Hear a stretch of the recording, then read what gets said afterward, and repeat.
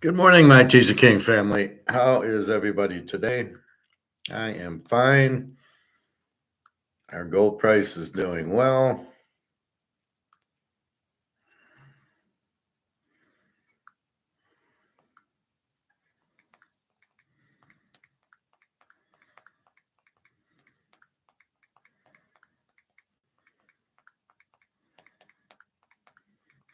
Just a second.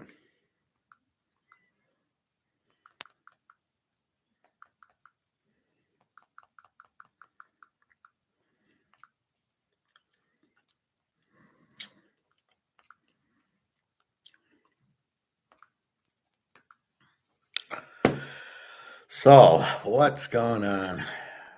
Well, we got NCAA tournament starting in a little bit. We've got NFL draft. That's a little bit away. I think most of the free agency's done.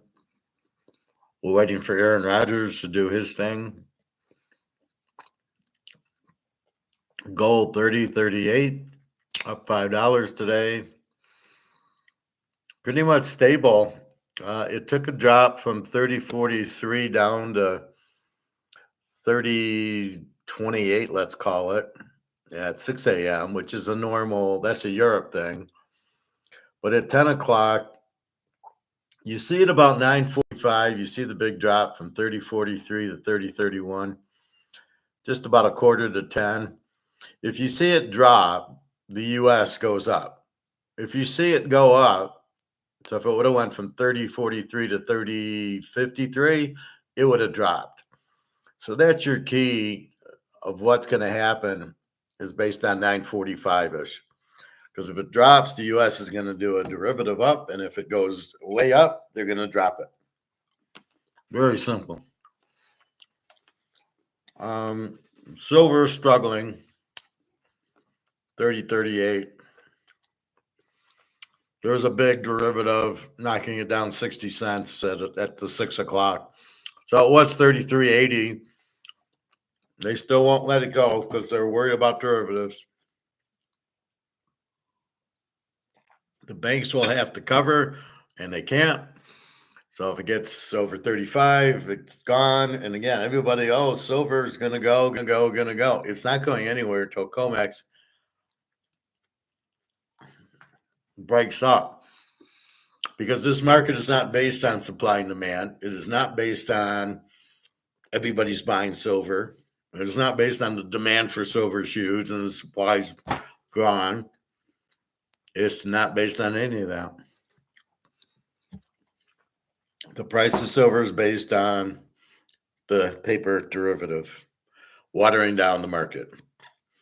And, when the banks are running the government, this is what happens. They won't stop it. I don't know how much money they make. I assume it's profitable to run a derivative and get out of it before it collapses. They're very, very risky. You're lucky if you hit 1 in 100 of them. But yet somehow in comex, they hit them all the time. So again, price fixing gold and silver. It looks like gold, though, is pretty much done because everybody's asking for delivery, and they have to deliver. Where in silver, they don't have to deliver. So people will ask for delivery, and they won't deliver it. It's insanity. So they just don't, or they give them an IOU. They don't actually deliver the physical. That's why silver's not running. And people who talk about the ratio are really just clueless. There is no, the ratio is not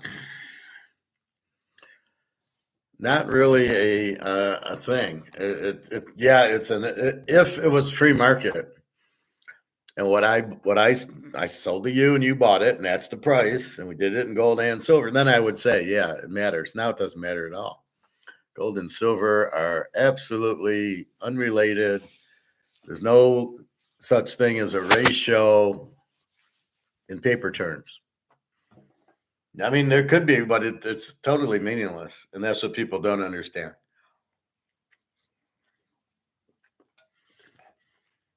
And I'm really tired of watching these videos and people don't understand what inflation is. Well, they're printing the money. Then they're talking about devaluing the money. And then they're talking about prices and they don't know what they're talking about. Prices are not inflation, as we know. And you'll hear some guy who's doing, I think Andy Schechtman's interviewing some guy.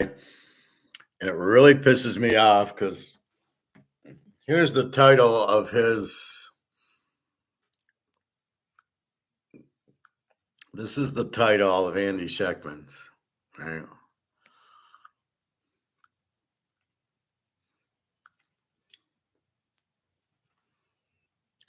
Let's see if I can find it.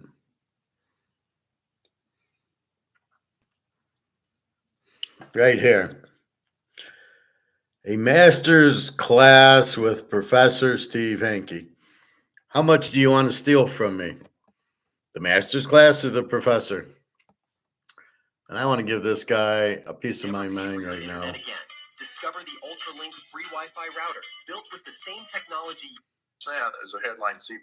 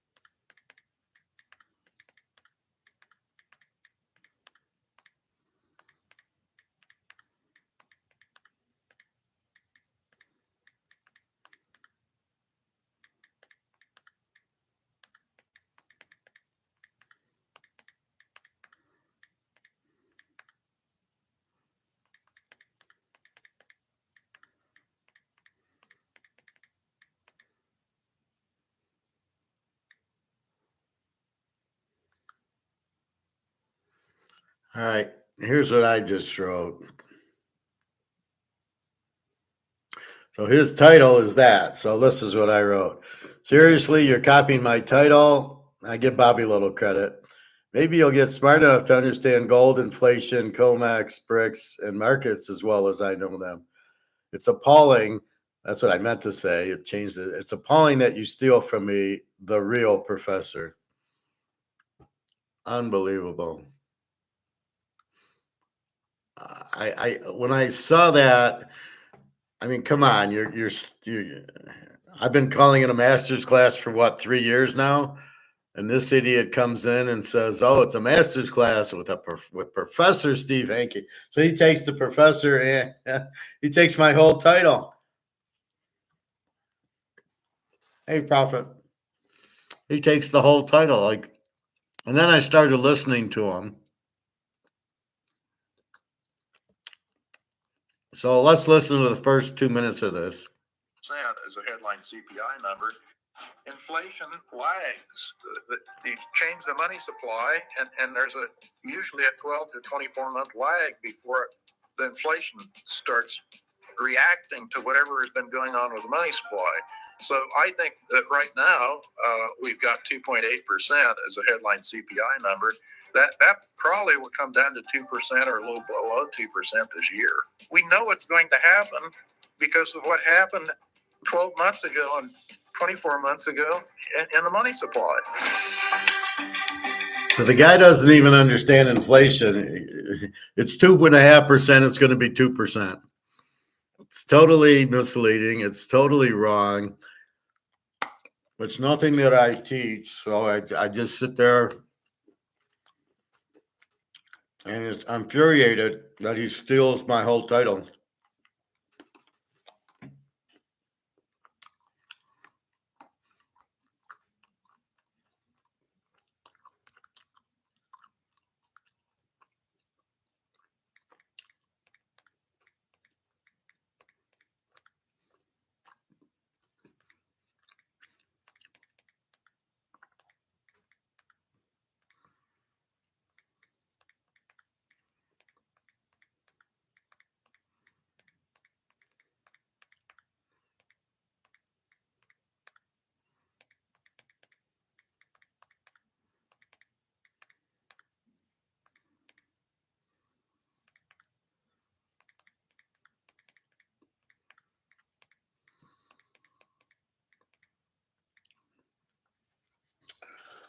Here's my quote. This idiot's quotes.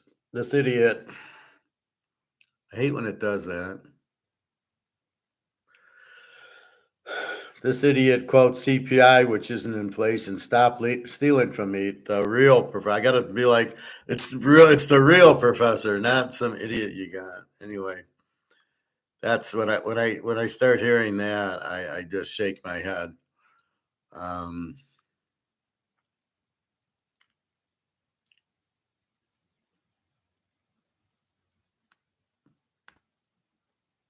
Do you live in Michigan and have an old bathtub? Just a second. Then watch this. Most people are too late. Sad as a headline CP.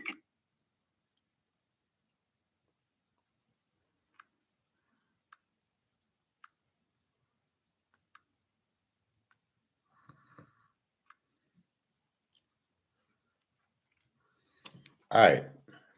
So I just wanted to share that with you. When these guys start stealing from me without my permission, a master's class, give me a fucking break. I've been saying that for what, 3 years? Because this is a master's class, because I have a master's and I'm the teacher. It just blows my mind. So I took your advice to make my picks going with the stronger defensive team in the first 2 rounds and the overall team ranking for the final rounds. And guess who my winner is? I have no idea. I was happy yesterday. I did hit a winner yesterday. I gave you guys 30-40 gold. Go, gold, go. It was, who was it?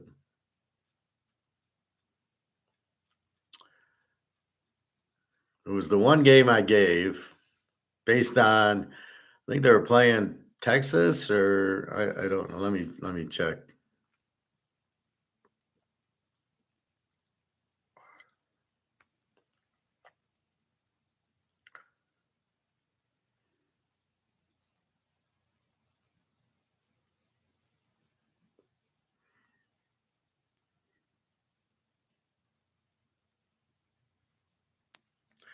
So this was, I took Xavier over Texas. That's who I took.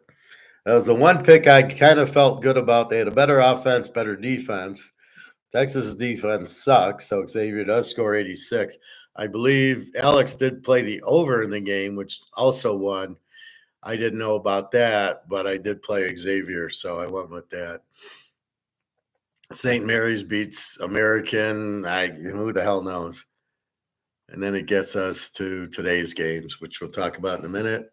DeAndre, yes, I did. I'm even though I'm blind in basketball, the concepts, how I pick football, always is there, right? I'll see if I can give you a game today. I don't know, but I'll probably be better next week because it'll be down to 16 teams, and then I can just analyze 16 teams.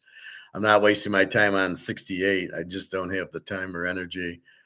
Houston over Texas Tech in the finals. Well, good luck. I hope you win. But yeah, Xavier was the better defensive team. And it's just like we do in football. We had the Eagles as a dog because it was the Eagles defense. And now we did play the game over because also they were able to score and they played higher scoring games.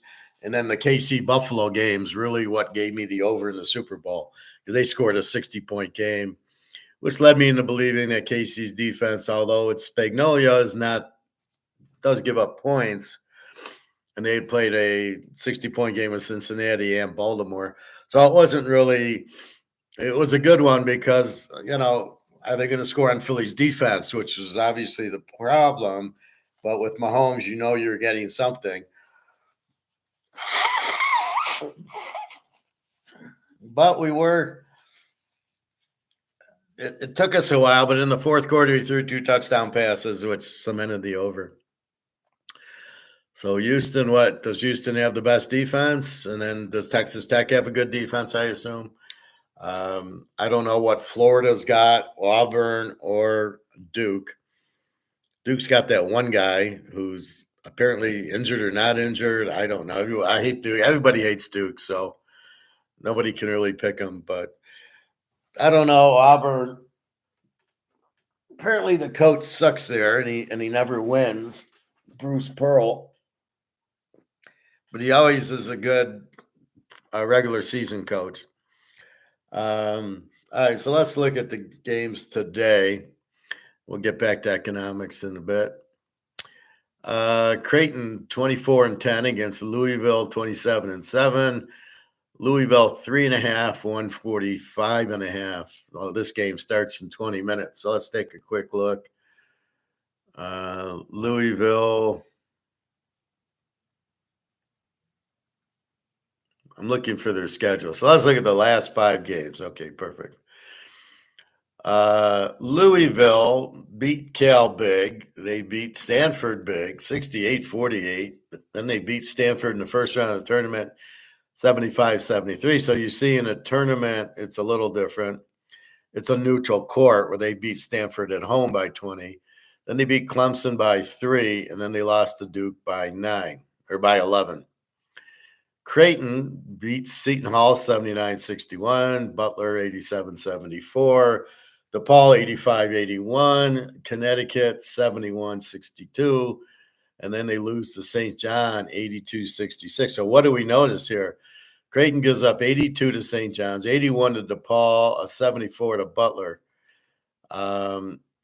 Duke, the worst they gave up was a 73 to Stanford and a 73 to Clemson and a 73 to Duke. I hate when they switch the score and they say, oh, they lost 73-62. And you're like, no. So that's what you have is those 3. So of the 2, Creighton's got the worst defense.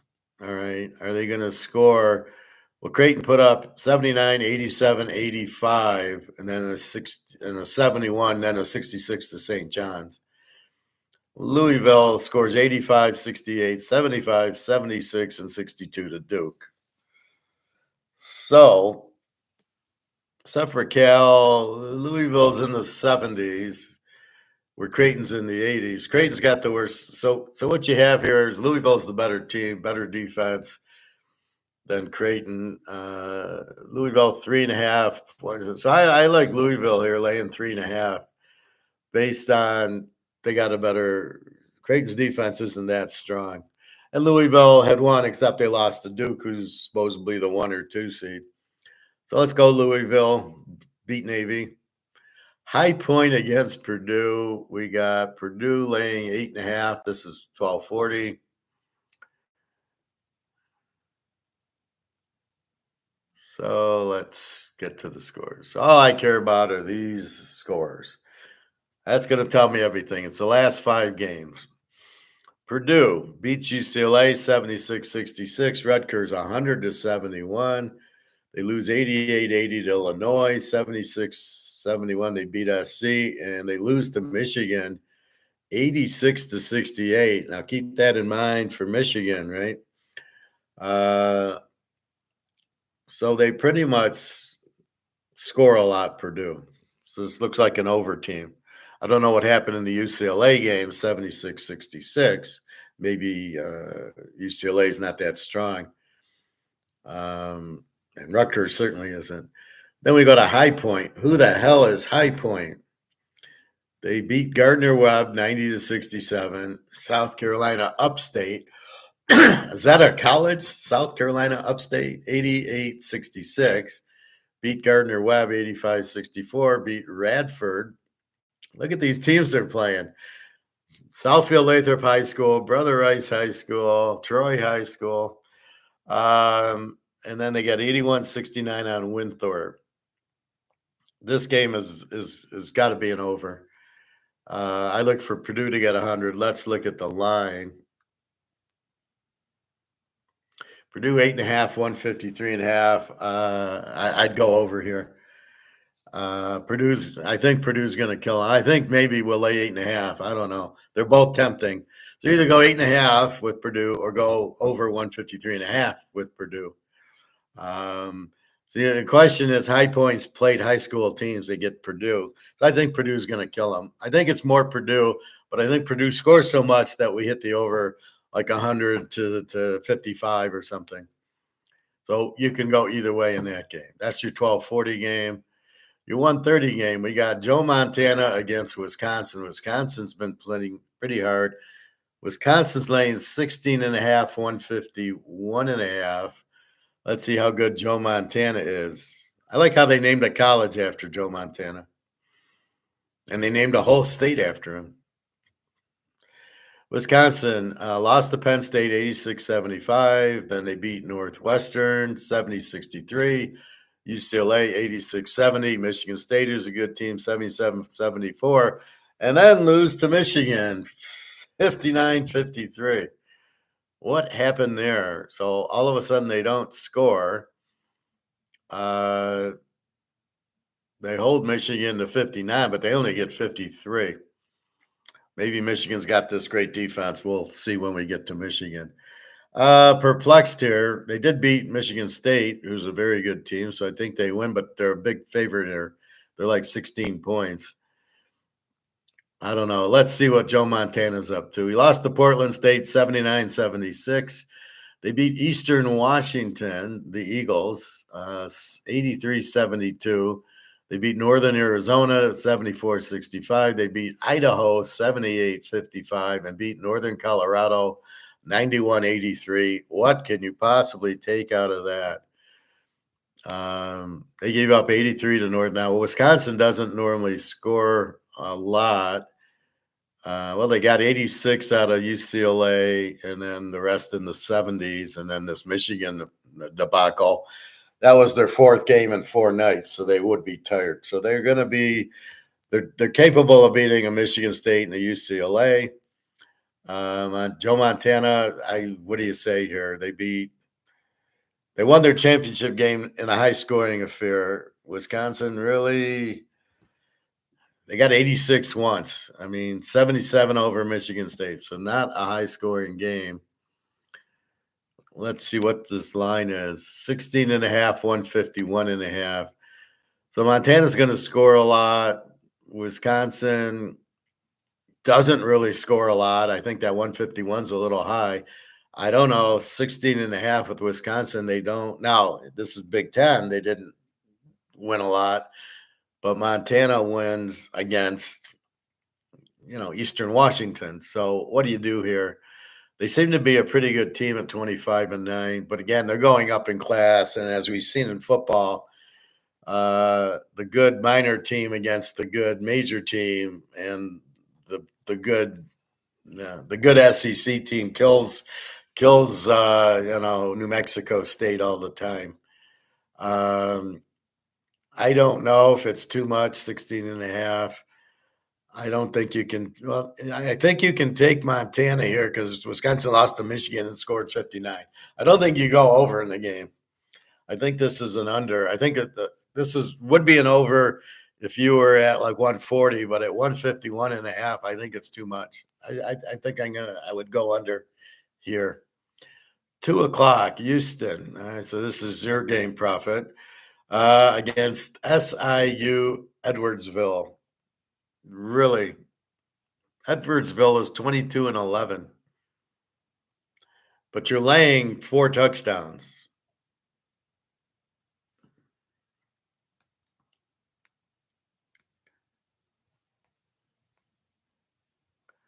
So let's look at Houston beats Kansas 65-59, Baylor 65-61.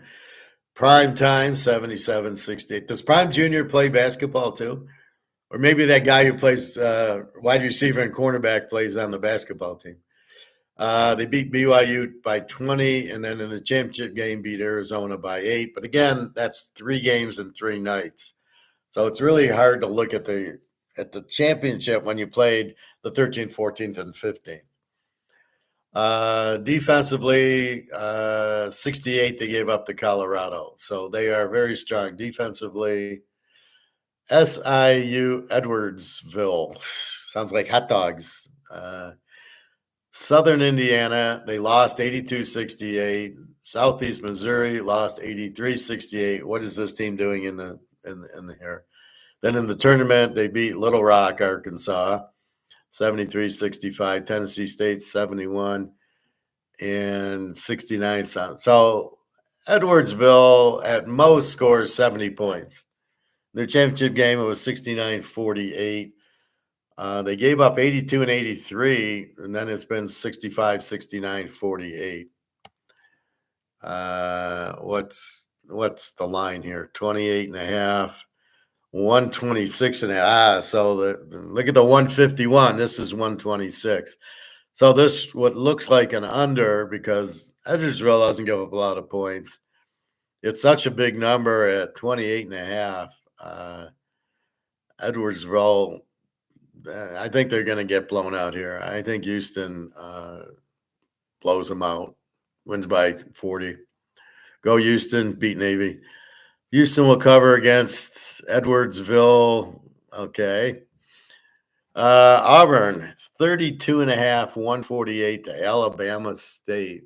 They look like they're the Yellow Jackets. We got a Yellow Jacket here. I like betting the Yellow Jackets. Alabama State. Never heard of this team. It's funny how you get teams in football and then you get teams in basketball and you just never heard of them.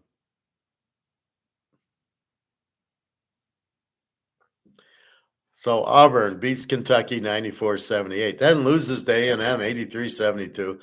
Loses to Alabama 93-91. Beats Ole Miss 62-57. And then loses to Tennessee 70-65. So why does everybody think Auburn's the number one team? Let's see. They gave up 78, 83, 93 to Alabama, 57 to Ole Miss, and 70 to Tennessee. So I don't see a great defensive team here. I'm not sure I see a great off. Well, I got 91 on Alabama, 94 on Kentucky. I don't know.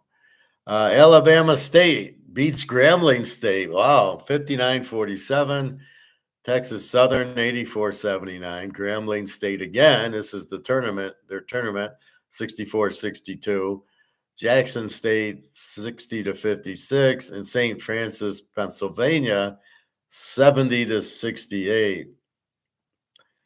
So they're not too impressive, beating St. Francis by 2, Grambling by 2, even when they beat Grambling by 12 and Texas Southern. So they have won 5 in a row, but against high school teams. Although Auburn's lost 3 in a row. So let's see what's going on here. Auburn 32 and a half one. There's no way I'd lay 132 and a half here. I think this has got to be an over. 148 and a half. You got a feeling Auburn's going to like explode in the game because they've been losing. So that means their defense isn't playing well. Alabama State, you can't take anything away from it.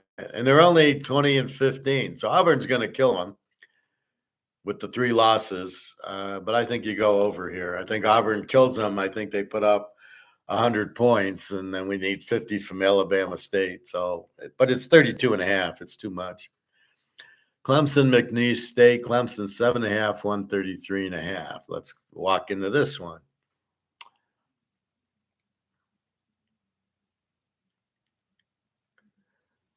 All right.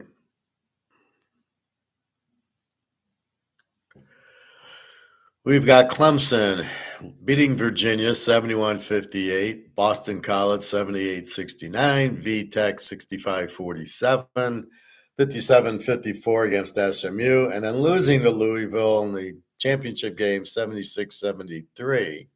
No, I don't think it was a championship game. That was on the 15th. So the wins came against, I'm not sure who, 47 points by Virginia Tech, and then 58 on Virginia, 54. So they're a pretty good defensive team. So they're probably going to be an under here. McNeese State, UT Rio Grande. Oh, I love that one. University of Texas at the Rio Grande. They're at the El Paso, uh, Texas El Paso. So now they're at the Rio Grande too. Tell me they're at the Grand Canyon. No, there is a Grand Canyon, isn't there? Arizona Grand Canyon. McNeese 165, beat Lamar 68-67, 6. Beat Stephen F. Austin 95-64. Northwestern State 83-64, and Lamar 63-54. They beat some pretty good teams here. Lamar, Stephen F. Austin, the Grand Canyon. I think I like McNeese State as a dog in this game.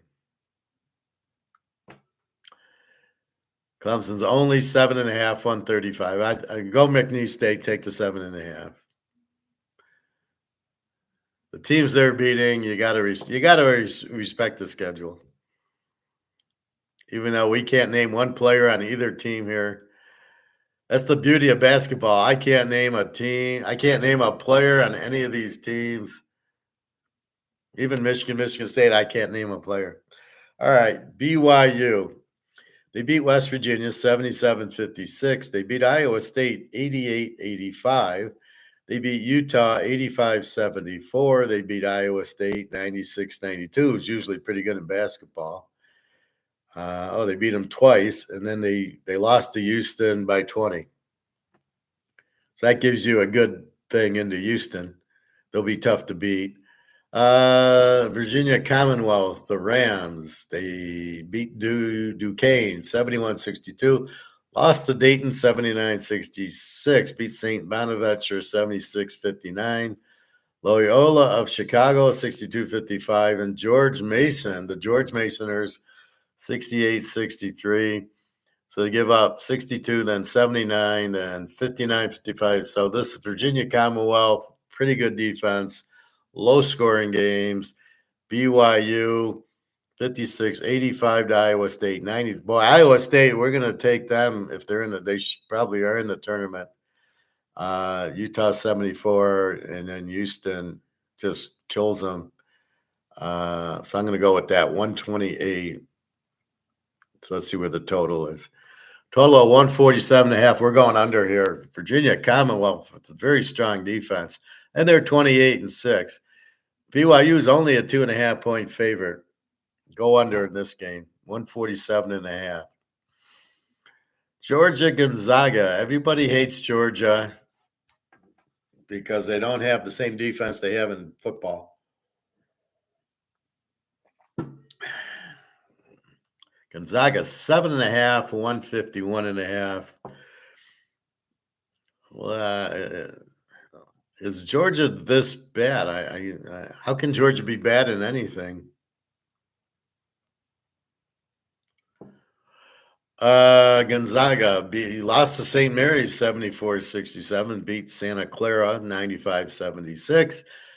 San Francisco, Bill Russell was playing 95-75 and 85-76, and then beat St. Mary's 58-51, which I guess was to win the tournament. So they only had two teams in there. So they're playing pretty low scoring game. Well, in the 70, they are scoring, except for the St. Mary's game, they put up 58. So San Francisco, yeah, okay. Georgia beats Florida 88-83, beats Texas 83-67, South Carolina 73-64. Vanderbilt, Daggio Pavio is probably playing 79-60. He's probably the point guard. And then they lose to Oklahoma 81-75. I see a lot of low scores from Georgia and that. I'm going to go under in this game. And the total is 151.5. This is going to be our 5-star under. Georgia Gonzaga is not a high-scoring game. Go under. Tease it if you can. I don't know. Is there still teasers in basketball, the little 4-pointers? Which you don't think will help you? All right. So Georgia under. I'm going to mark that down. Georgia under. It's so far a big play.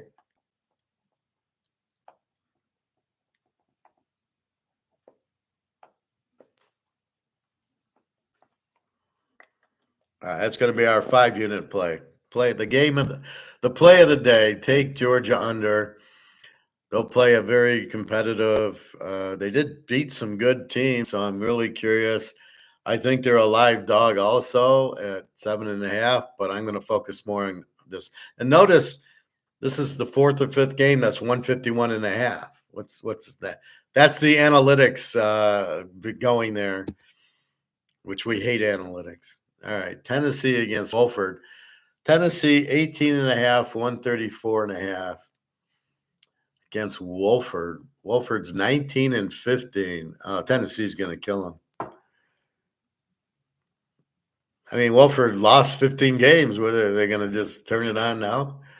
All right. Tennessee lost to Ole Miss 78-76. They beat South Carolina 75-65. Texas 83-72. Auburn 70-65, and then lost to Florida 86-77 in the title game, I think.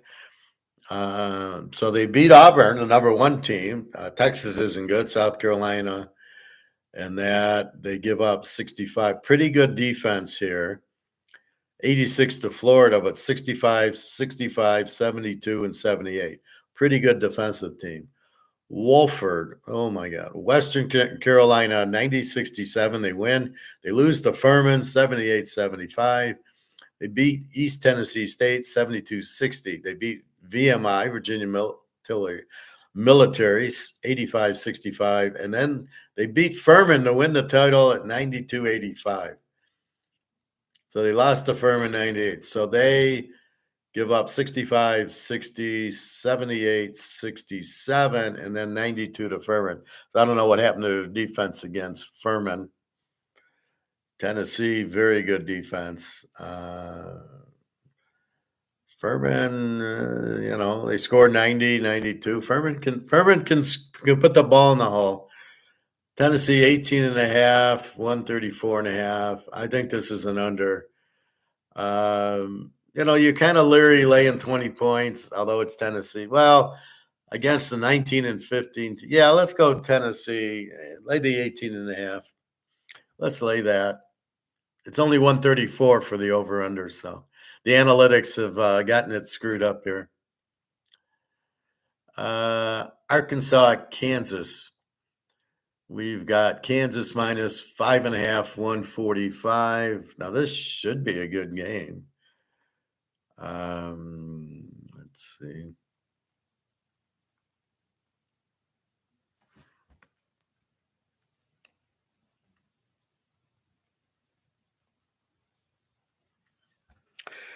Kansas lost to Texas Tech 78-73.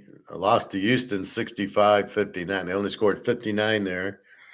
Arizona, they beat 83-76. UCF 98-94. And Arizona 88-77.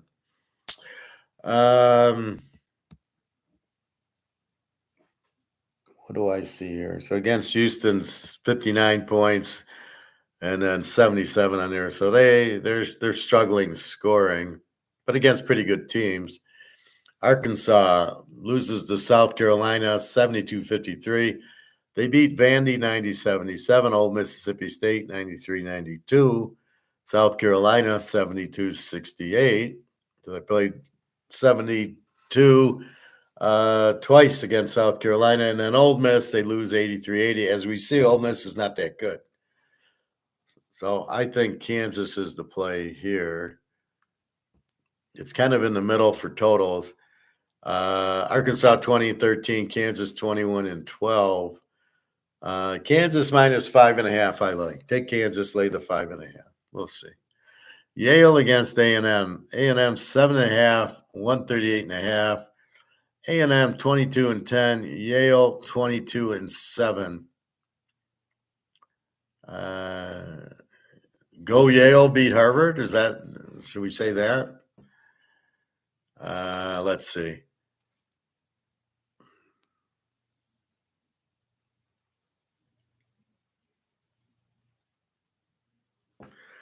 So A&M loses to Vandy 86-84, loses to Florida 89-70, beat Auburn 83-72. I'm missing something that Auburn's so good. Beat LSU, Bobby's team, 66-52, and then lose to Texas, 94-89, who's not that good. Yale beats Dartmouth, 72-67, loses to Harvard, the big game, 74-69. And then then they beat Brown 70-61, Princeton, and then Cornell. A&M's not very good. Is Yale 72-70, 59. This has got to be an under game, I think. Let's see what the total is. A&M 7.5, 130. I like Yale. Take Yale plus the 7.5. Go Yale. Beat Harvard. Beat them this time. Drake in Missouri. DeAndre, just getting back. Did you have a take on High Point and Purdue? Yeah, I like Purdue, I believe. Yeah, I've gone through every game so far. Yeah, Purdue, I believe, was the pick. I don't know. We'll have to just go back and listen. I'm going right game by game. So go back about 10 minutes in the video. But yeah, I picked them. I'm picking everything based on their results. All right, so we're taking Yale plus 7.5. Drake in Missouri. All right.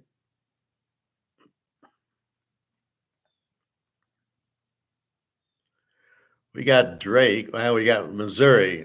Lose to Vanderbilt 97-93. Lose to Oklahoma 96-84. Lose to Kentucky 91-83. And lose to Florida in the tournament 95-81. So I see them giving up 97, 96, 91, 95. And they beat Old Mississippi State, who must really suck, 85-73. So what do I take? Missouri, no defense, can score. Missouri's an over team. Drake beats Evansville 65-61. Missouri State 68-60. Southern Illinois 70-53.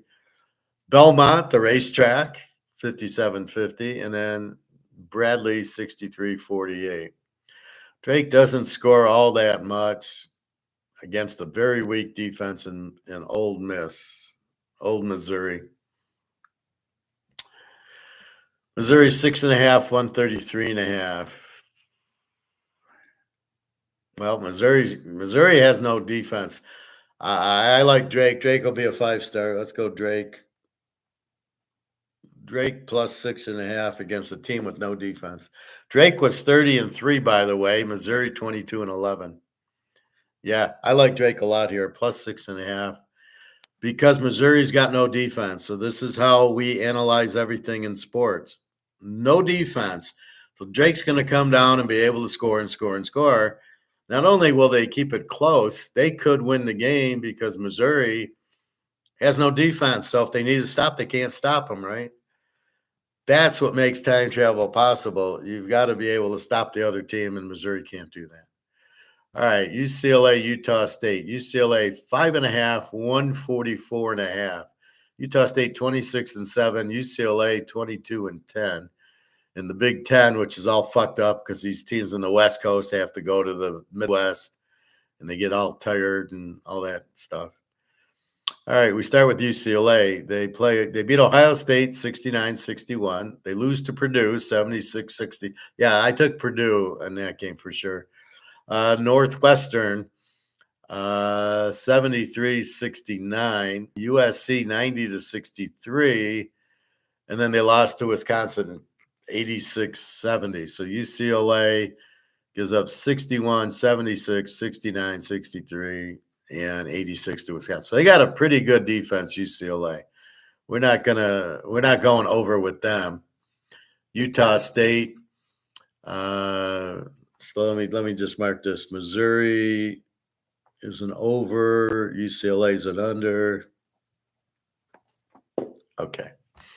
So this is critical. You got to know what the team is so you can bet them. Utah State loses to Boise 82. Did Gentry play basketball too?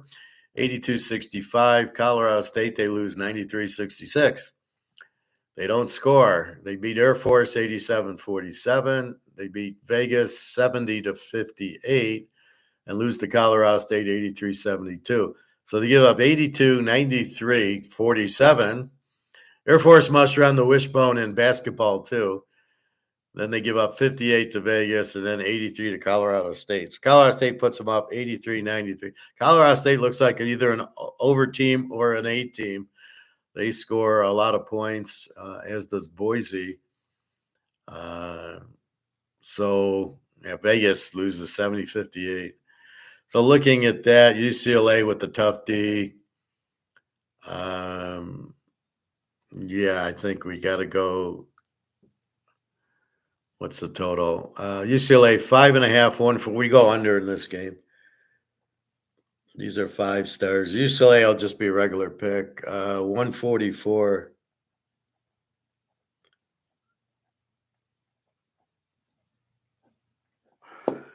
Yeah, UCLA with a strong defense. Utah State just doesn't score a lot. In a weak league, they're 26-7. So yeah, go under in the game. Omaha against St. John's. Seriously, why don't they do this in football? Why isn't Omaha in the college football championship instead of all the SEC and Big Ten teams? St. John's 18.5, 149.5. Omaha Steaks. Do they grill the steaks like right after the game? That would be yummy. Play a game, eat a steak. That reminds me, I should take my steak out of the freezer. Although I still have some chicken breast. St. John's beats Seton Hall 71-61. Marquette 86-84. Butler 78-57. Marquette 79-63. And Creighton in the title game 82-66. They kicked the shit out of them.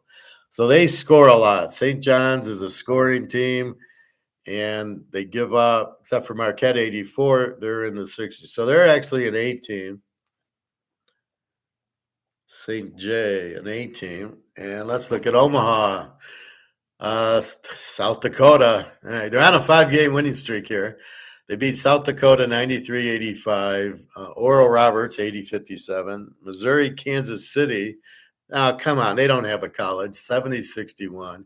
South Dakota 100-75, and St. Thomas, the island, St. Thomas 85-75. So they score. Omaha scores, right? You put up 100 on South Dakota, 85. So they can score. St. John's can score, but has a pretty good defense. So the play here is St. John's, provided the spread isn't 100 points. And it's 18.5, total of 149.5. I'd say you're going to go over here. I'd say let's go St. J over 149.5. And again, I'm using this Yahoo line. You can probably get a better one, but I'm not fishing for that now. So I think it's an over. I think Omaha scores. They score a ton. St. John's is pretty much an A team. We'll be betting St. John's as a dog in this. 18.5. It's tough to lay 18.5 with the team that scores 85, 90, 95 points. And they bring stakes. So it's kind of hard to go against stakes. Funny how St. John's was the Redmen. Oh, wait, they're Indians. We can't have that. So now they're Red Storm. Yeah, there's a lot of Red Storms out there, isn't there? So St. John's is a very good team, 30-4. Omaha 22-12. I think Omaha, I don't think they can win the game, but I could cover the 18.5, and they should score a lot of points here. I'd be shocked if they didn't score. All right, two more. UC San Diego, the Jim Harbaugh school. That's where he started coaching, was San Diego against Michigan. Michigan 2.5, 142.5. Now, Michigan won the Big Ten tournament, but not the Big Ten. I think MSU won that. So would you rather be MSU winning the Big Ten or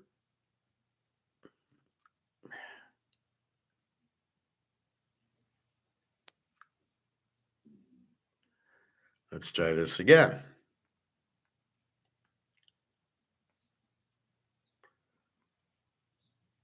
All right.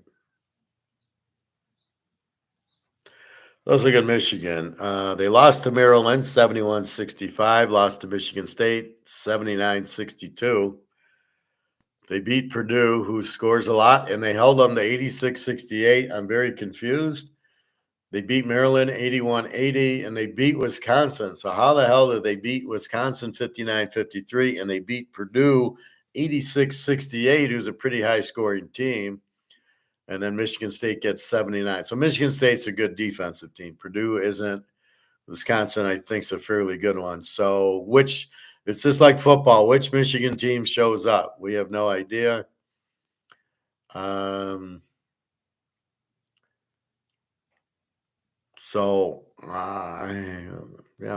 beat Purdue and they beat Wisconsin, lost to Michigan State. Let's see how good San Diego is. They beat Cal State Fullerton 100-55. Long Beach State 70-63. UC Davis 68-57. UC Santa Barbara 69-51. And UC Irvine in the championship game 75-61. So they gave up 55, 63, 57, 51, 61. They got a killer defense, and they don't score much. 100, and then it was 70, 75, 68, 69. So they're an under team. Michigan, who the hell knows, gave up 53, gave up 68 to Purdue, 53 to Wisconsin, 80 to Maryland, 79 to Michigan State, and 71 to Maryland again. So Michigan's 2.5, 142.5. This is under. Go under. Michigan under 142.5. Now, can they lose? Absolutely, because UC San Diego's got this great defense. As we've seen, Michigan played Wisconsin 59-53, and they played against a good defensive team of Wisconsin, 59 points. Against a good defensive team in Michigan State, 62 points. Here they get a good defensive team, so they're not going to get in the 70s here, which leaves UC San Diego, who doesn't get in the 70s. So this is very strong defense, UC San Diego. Michigan, you don't know which team you're getting. I think they'll have a little chokeitis in them. I'm staying away from the 2.5. I could see San Diego winning with their defense, and I could see Michigan winning with their defense. So the only thing you can do is go under in the game. It's a perfect under. And at last game at 10:10 tonight, we got North Carolina Wilmington, the Seahawks, against Texas Tech, the Red Raiders. Texas Tech 15.5, 143.5. Interesting. They're expecting points today. All right, let's get down to it. So Texas Tech beats Kansas 78-73, beats Primetime 91-75. I think DM played in the game. They beat Arizona State 85-57, Baylor 76-74, and lost to Arizona in the title game 86-80. So they give up 73, 75, 57, 74, and then 86 to Arizona. They score, 91, an 85, and an 80, so they could score, but they're not an over team. Seem to have a fairly good defense. It's all up to North Carolina, Wilmington. And I believe this is probably West Coast if it's 10 o'clock, so we'll see. We got Campbell. They beat Campbell 79-60, Delaware 88-58. Hampton 79-65, Charleston, Heston 68-67, and Delaware 76-72. So the most they've given up is 72 to the Delaware, and they don't score a lot. They got over 80 once. Under team North Carolina, pretty much of an under team. This is an under game with Texas Tech. The total is 143.5.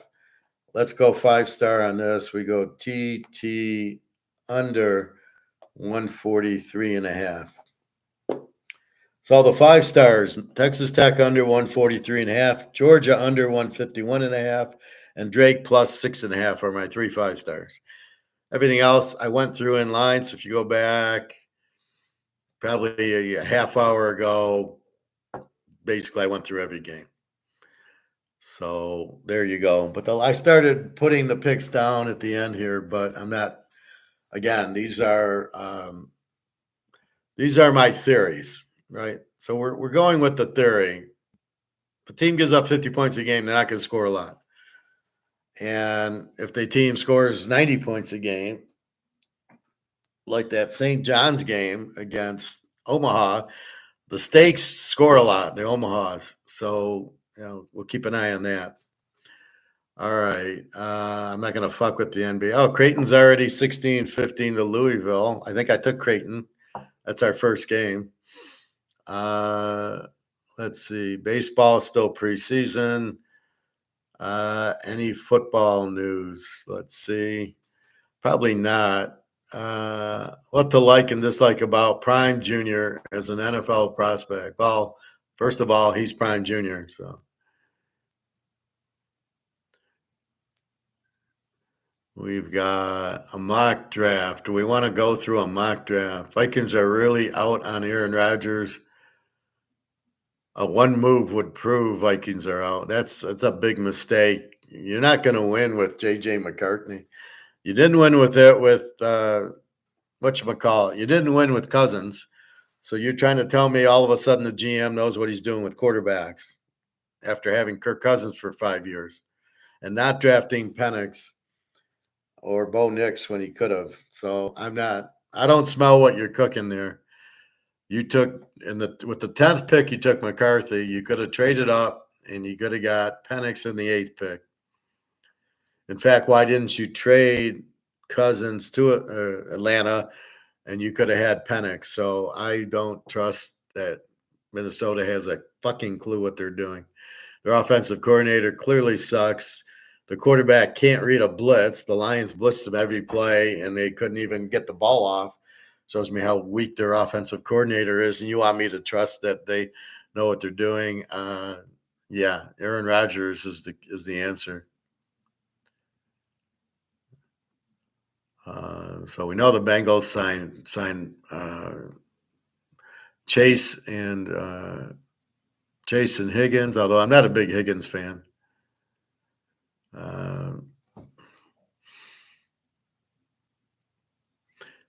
Texans, Danielle Hunter. I never heard of the guy. Becomes NFL's second highest paid defensive end with 1 year, $35 million. What are these guys out of their minds? Well, I guess it's all monopoly money, so I guess they don't care what they pay him. The Vikings commit to J.J. McCarthy. Hasn't played a game.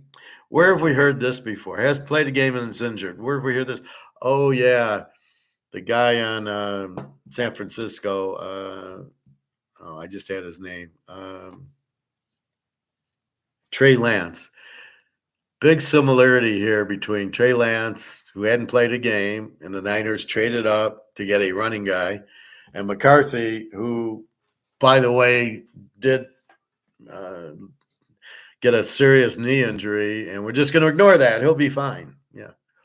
Good luck with that one, Vikings. So we'll be probably betting against the Vikings. Well, we'll probably be betting them under, and I don't know who their backup is. What if McCarthy gets hurt again? Now you're fucked. Burrow's Cousins, Goff are subjects for quarterback season. Who the hell wants to see Jared Goff? Burrow, yes. Cousins, no. I'm glad I don't watch that shit. Packers' proposal to eliminate tush push among 3 rule changes. It's not even football. I don't know why they allow it. That's the guy needs to run on his own. You can't push him. That's terrible. Let's see.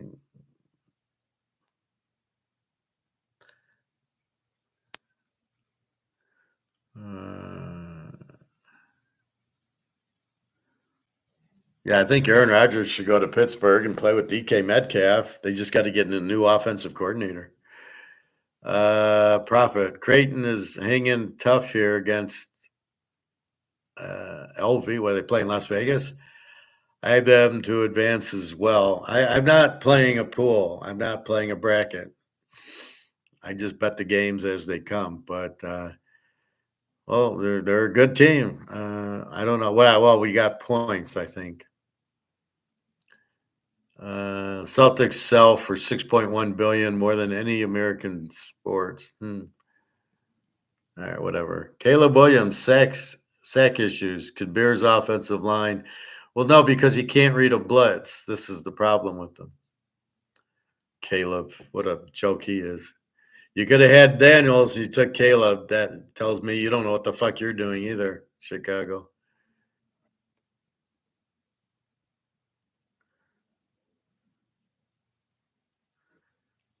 John Lynch, we have big things coming our way. Had to clear. Yeah, sure you do, John. You lost all your players. Derek Stingley, an LSU defensive. He was like an All-American at LSU as a freshman. Derek Stingley, great cornerback.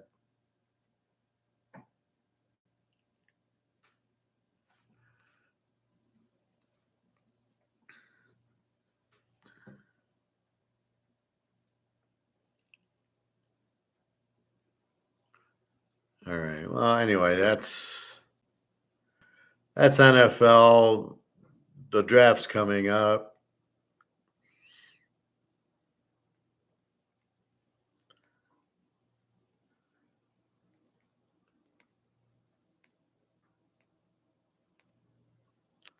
Let's check our gold.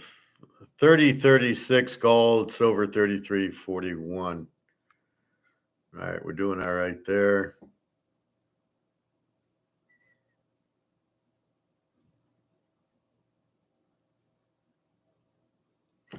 All right, so we had our guy, Thomas Sowell. Are tariffs dangerous? We don't need to ask Thomas Sowell. We already know the answer.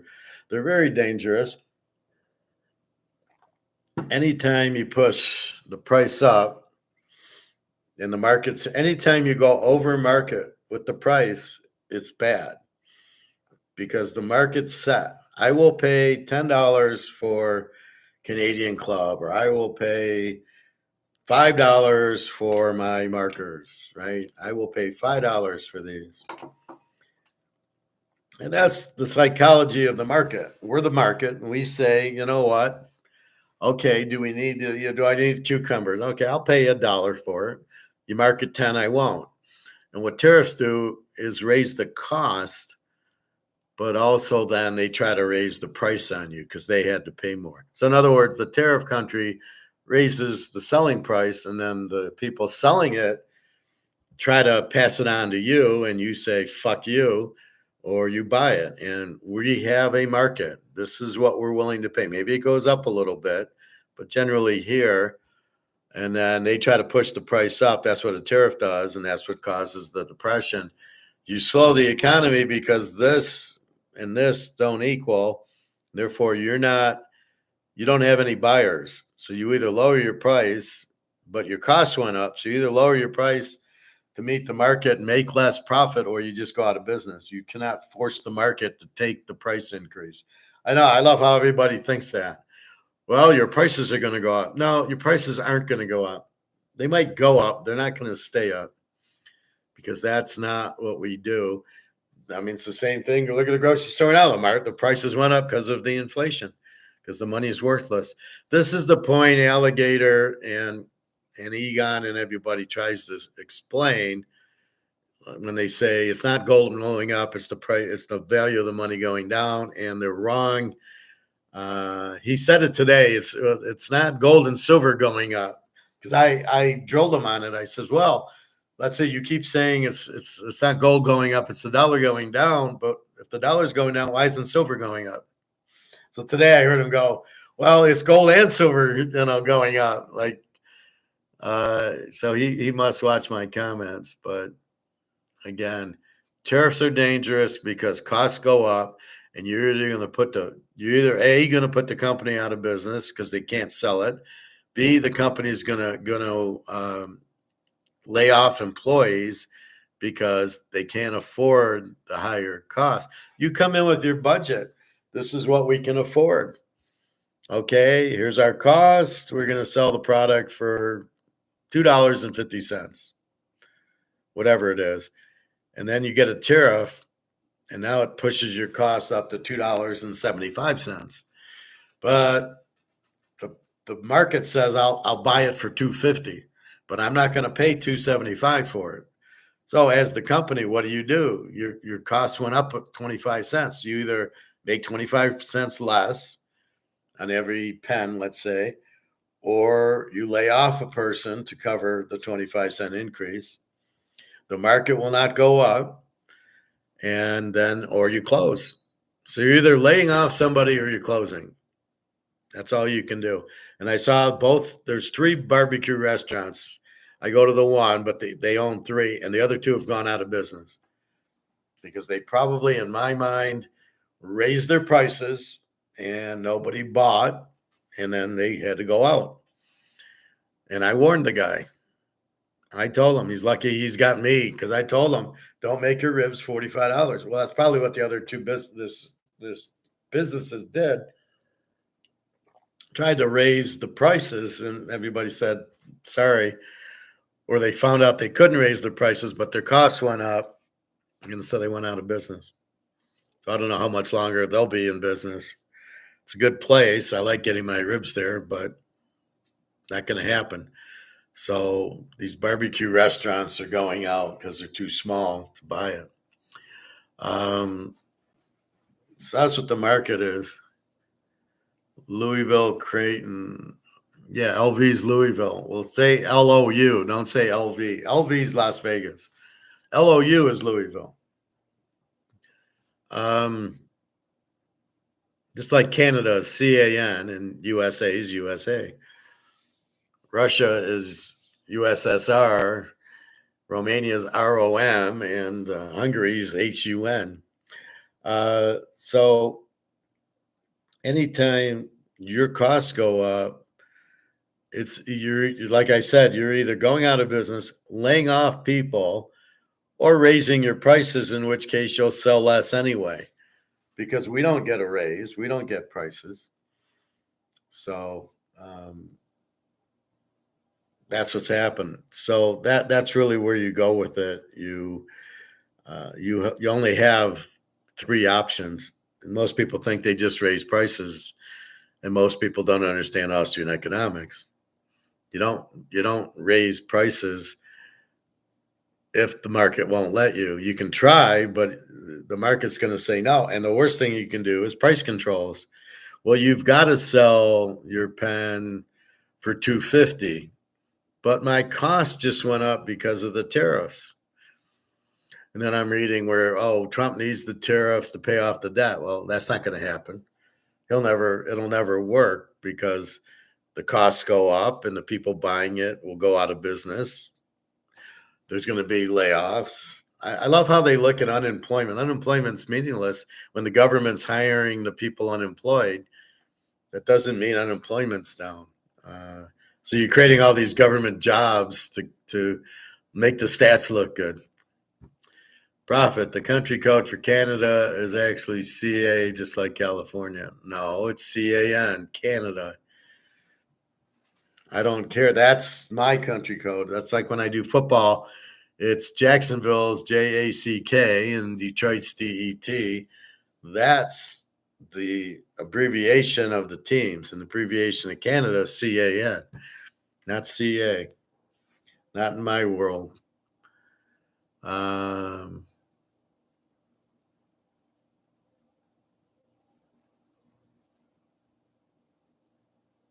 Here's Australians line up around the street. Big trouble in Australia. They're going broke. And it's all because they're all Keynesians. All the governments, there's a good thing on that I was watching.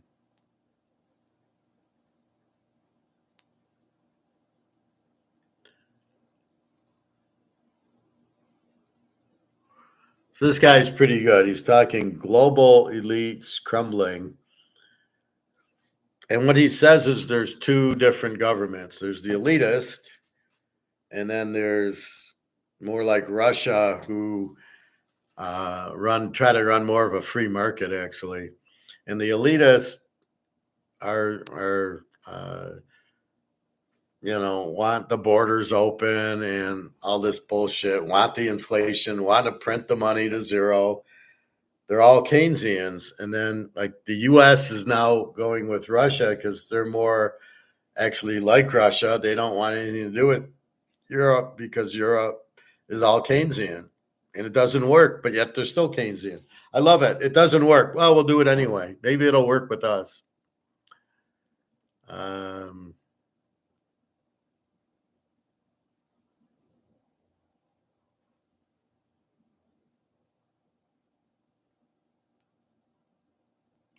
I showed you yesterday, big trouble in Shanghai, 3 million flee, panic housing selling. So if they tell you China's economy is good, they're full of shit. China's economy is terrible.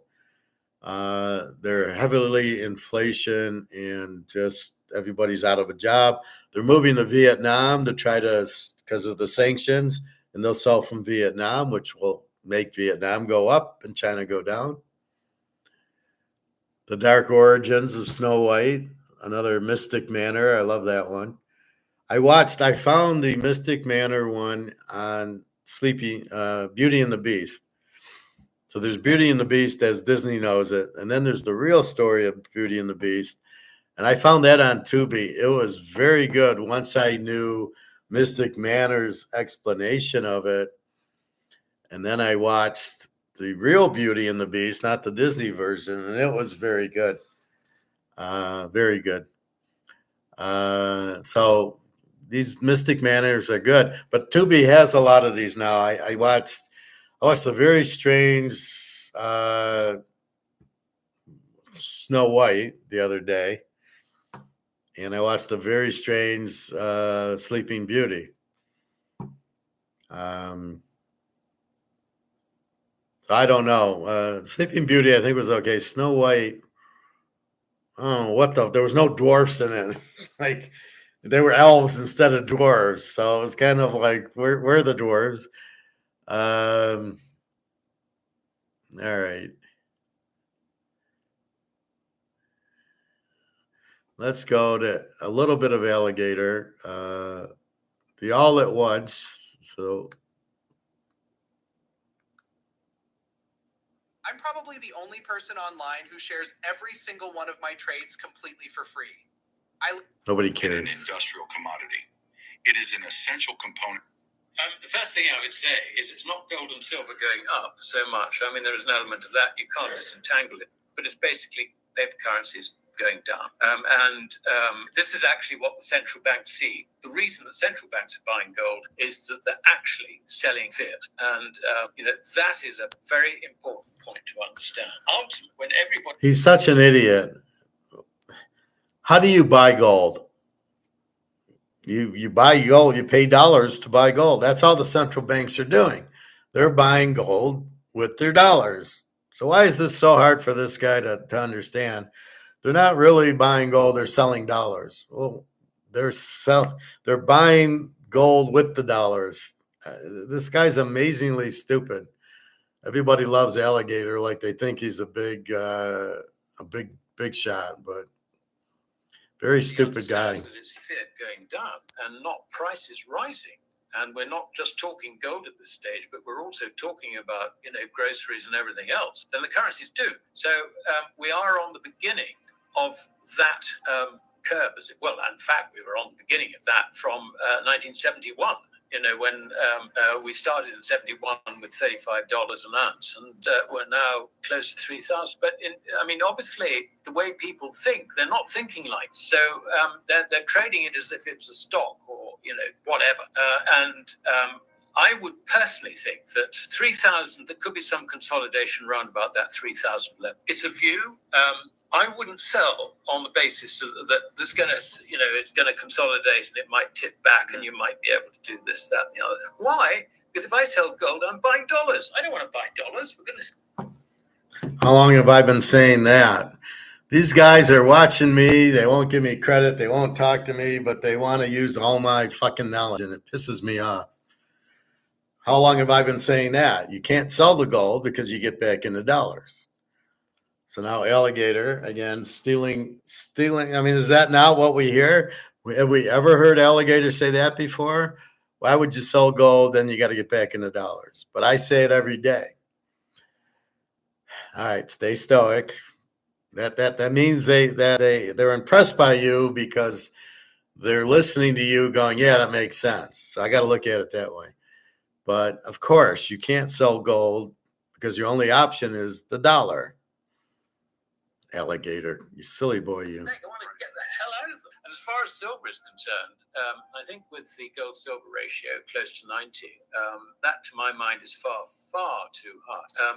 Silver does have a monetary role. There is absolutely nothing in the price for a monetary role at the moment. But I think when you get the collapse of currencies, silver has got two advantages. Firstly, it's, somebody said it's the poor man's gold. I think that's actually, a sort of a reasonable description for the role of silver in terms of being useful for smaller transactions.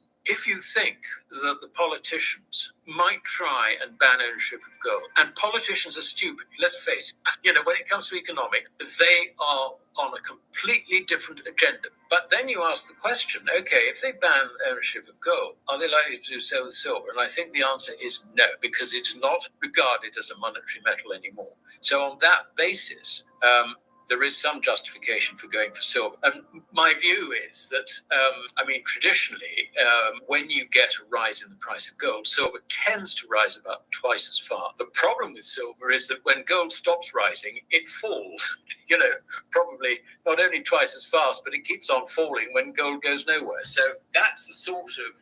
Yeah, but they're using, what's he using as a where's he getting that information from? It's all been comex. So the fact that silver's dropping when gold stops, dropping what? Oh, the derivatives. Oh, well, that's not real. Once we get to a free market on gold and silver, silver's not going to drop anywhere, and gold won't stop going up. Profit. I like your theory about playing the strong defensive teams early in the early rounds. Well, it's all the rounds. It's through the Super Bowl, through the championship games. The best defense wins, period. And that's every game. That's not just the early rounds. That's for all of it. Problem you've got with silver. But having said that, it's got left way, way behind. And we've had, particularly if you ignore the, selling of ETFs about 5 years ago, silver ETFs, we've had about 7 years of supply deficiency. That's according to the Silver Institute's number. And I think it's also been a very managed commodity. I point the finger at China for managing the silver price. Whether I'm right or wrong, I have no doubt that it has been very, very suppressed. And on that basis, I think the suppression has probably come to an end. The global financial system is experiencing a fundamental shift. Well, we all hope it's come to an end. All right, so that's all alligator. Then some other guy comes on and says whatever. Now, this is an interesting one. Europe will die soon. Coming back from a work trip, I came home to a completely remodeled bathroom. Europe has long been a beacon of economic prosperity and political stability. Top 10 However, European in recent countries years, will collapse some of its soon. most prominent nations. And it's Italy and France and Germany and the UK and Hungary and Poland and I'm not sure about Romania. Anyway, I think I named 7 or 8 of them. Ukraine and UK is the number one that will collapse.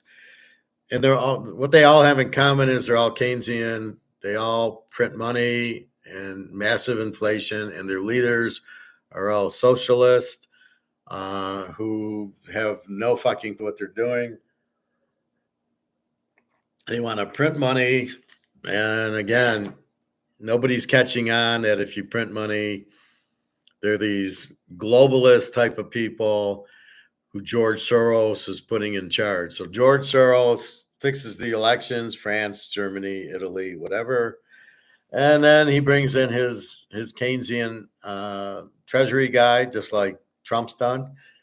And then that's it. They all have, every one of them they go into has massive inflation, massive debt, because they keep printing. That's why you have the inflation, and that's why you have the debt. So you totally ignore what would you do? Well, you would obviously, just like you go to work, you get paid. That's all you can spend. That's it. That's all I can spend. I can't spend any more. That's what it is. So um, that's the point of it. Um, if I make 1,000, I can't spend 1,500. In the government's case, they don't even know what they make. They have no revenue. They don't sell anything. They get money from stealing from our taxes, which is ridiculous. So they beg us for our 20% of, you go to work, give us 20%. Well, what the fuck is that? That's totally illegal and never in the Constitution until the Federal Reserve came in, the central bank. 1913, there never was income tax. So they want us to pay their bills, but then they're going to spend, if we give them, let's say if we give them we give them $1 billion, they're going to spend $2 billion, which is going to cause deficits, which is going to cause this debt. Because we got to get the money because we're spending more than the billion you're giving us. So we'll keep it simple. 1 billion in taxes, we'll spend 2 billion. Where are you going to get the money? We'll do bonds. We'll do government bonds to get the other billion. Where are you going to get that? Well, we'll do treasury auctions, and the Russians and the Chinese and the Japanese will buy them because we'll give them discounts on certain goods and services. That's what they did to China. So they coerced China into doing it. Okay, you take our bonds and we'll do trade with you, whatever. And this is the problem. So you got to pay back the treasuries. How are you going to pay them back? You don't have money to just run the normal part of it. And then all these countries, they have one thing in common. They have printed too much money, inflation, and their Social Security, or they call them pensions, are way out of whack. They have to give their citizens a lot in pension, and the whole world is getting older because of World War II. So all these people died in World War II. So these would be workers are gone.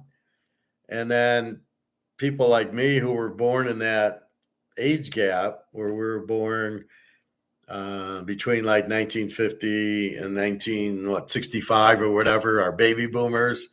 There's a lot of them because when they had the war and the people were dying, they all had a lot of kids.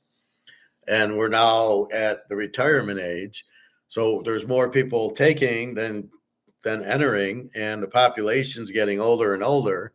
So there's less people working. That has to pay the baby boomers now, and there's more baby boomers because these stupid pensions are set up like idiots running them, and therefore they have to go from there. So that's the point. It becomes, it just becomes unmanageable. Yet that's the Keynesian way. We'll have socialism and everybody gets Social Security. I take problem with is I paid into it. So I just want to get my money I paid into it out. You're not giving me anything. I earned that money and gave it to you to give back to me. So it's my money I'm getting back.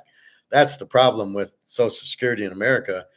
You're fucking me. I put the money in, and then all these people working now putting their money in are never going to get it back. I mean, I would just end it. I would just, I would say, okay, here's a lump sum and it's over. And then I'd stop taxing it because you're never going to pay them.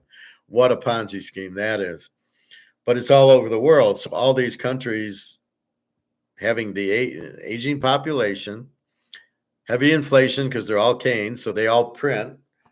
They have no gold backing any currency. So this is all of Europe is about to go broke, and they're all going to run into gold, right?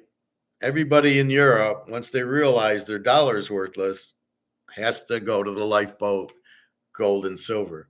And that's why we're looking at $20,000, $30,000 gold and $2,000, $3,000 silver, because you won't really have a choice. Your money is worthless because you keep printing it to cover your expenses. They're adding to their military.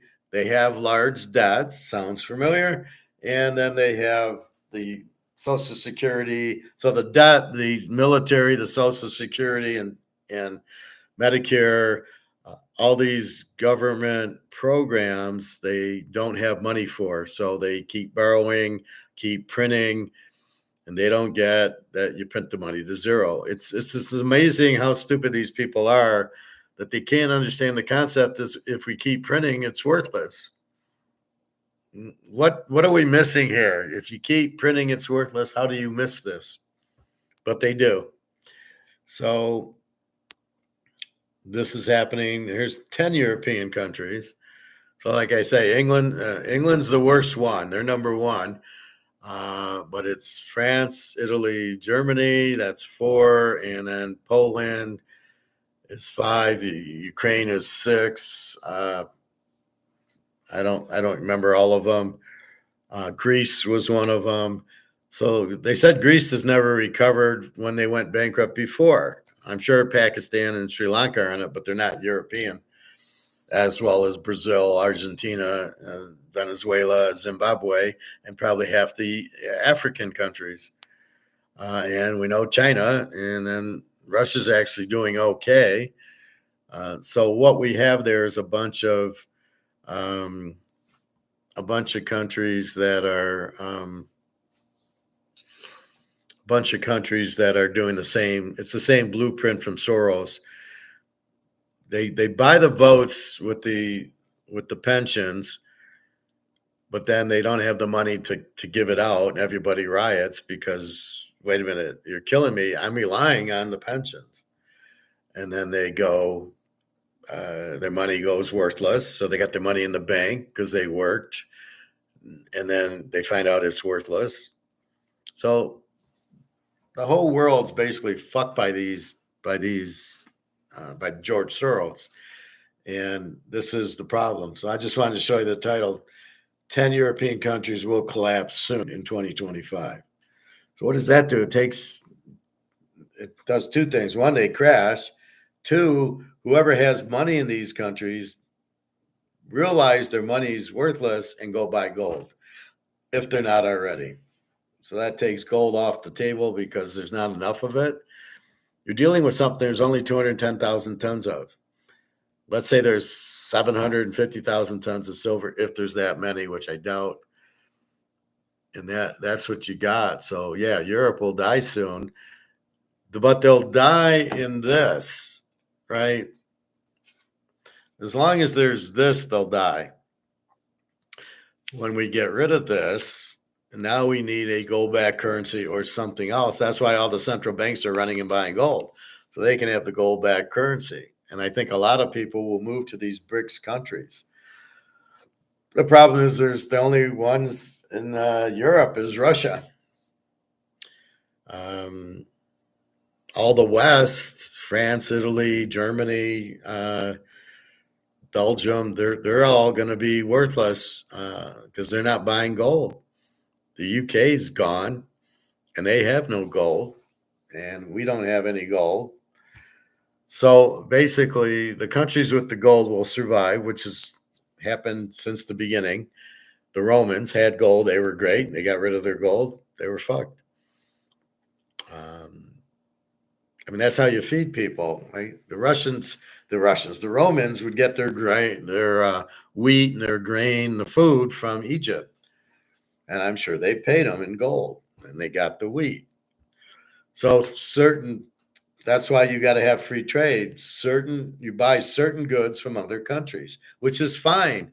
That's what you're supposed to do. That's why you don't want tariffs. So if the tariffs are too expensive, they can't sell to you, and you can't buy the good because it's no longer available because it doesn't come in, or it comes in much more expensive. And this is the problem. So this is the problem with Europe. The currencies will all go out because nobody's going to want it because it won't have a value because they have to overprint it. And then, well, I guess we got to get into gold and silver, and That's why we're sitting there, and that's why we see it go up every day, because there's nobody. The only good thing I heard Alligator say is, well, why would I want to hold the fiat currency, which he got from us? I don't want to sell my gold and silver to get back into the dollar. So that's what's happening. Let's see. Why Singapore is buying so much gold? Because they understand their dollar is worthless. That's a pretty easy one. Egon, that's Debt markets are a disaster. Whoever buys government debts is going to lose a lot of money because governments are going bust. Those are because they issue bonds. So much debt. So that will affect the risk that you are looking at, because if you hold government bonds, they will just go down in value dramatically and interest rates will go up, in my view. We are in a rising interest rate cycle. That is not a pretty situation for both the world and for investors. Check out this APY on He also talks about stocks. Stocks are collapsing. Here's a neat one. As we get into Stoic and stuff like that, this is about your third eye. 4 strange signs your third eye is already open. The activation of this energy is equivalent to accessing a more profound spiritual dimension. Let's look at 4 strange signs that might indicate your third eye is already open. 1. Visions during meditation. When your third eye opens, your mind's eye sees more than the darkness behind your eyelids. You might experience vivid images or colors, symbols, or even entire scenes. 2. Heightened intuition. You often just know things without knowing why. It's like you're tapping into that's some hidden me. wisdom. 3. Vivid dreams. The third eye opens the doorway to the subconscious. If your dreams are extra vibrant, intricate, or even prophetic, that's a clear sign. 4. Increased sensitivity to light. You find yourself squinting more often or getting headaches from bright light. If these signs resonate with you, your third eye might just be wide open. Debt markets are a disaster. Whoever buys See, I don't get that. The bright lights. I get the others, but I don't get the bright light ones.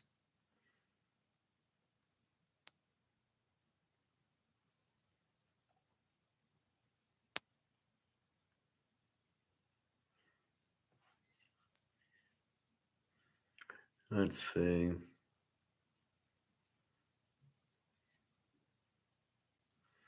Then we had our full match, Ric Flair versus Randy Savage.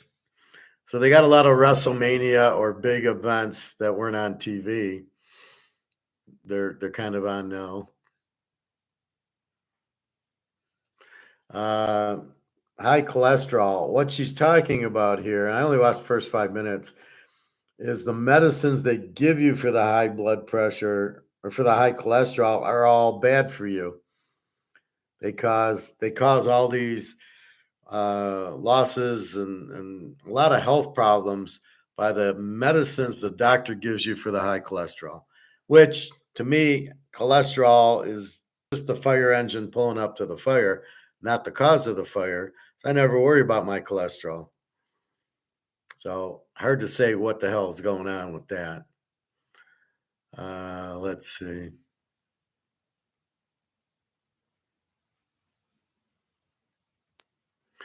Let's look at, we looked at huge mortgage collapse. Let's look at Alligator on this one. You are trading fraudulently, and indeed is a criminal offence in most countries to do so. But that is the position which all central banks are in today. And it's been particularly true if you look at the situation of the Bank of Japan, whose equity is so far underwater. You can see that the financial destruction could be absolutely enormous, and it's inevitable. And the question then becomes, how far does it go down, partly? And what the hell's the Fed going to do about it? Well, if you look at it purely from the point of view of any trading entity, if your equity is wiped out by losses, mark-to-market losses, if you like, or even trading losses, then you are trading fraudulently, and indeed is a criminal offence in most countries to do so. But that is the position which all central banks are in today. And of course, as you imply, people don't worry about this terribly because they say, well, they can always print more currency. That is obviously true, and it's been particularly true if you look at the situation of the Bank of Japan, whose equity is so far underwater. I mean, because the Bank of Japan owns roughly 60% of Japan's debt, the JGB market. This is enormous. And so the equity... You can print more money, but the money has no value, is what he leaves out. But that's the point. You can't just print without any consequences. So as you're printing, the money's worth less and less and less. So yes, you can keep printing until the point where you're printing worthless money, which is what happened to Germany in the 1923.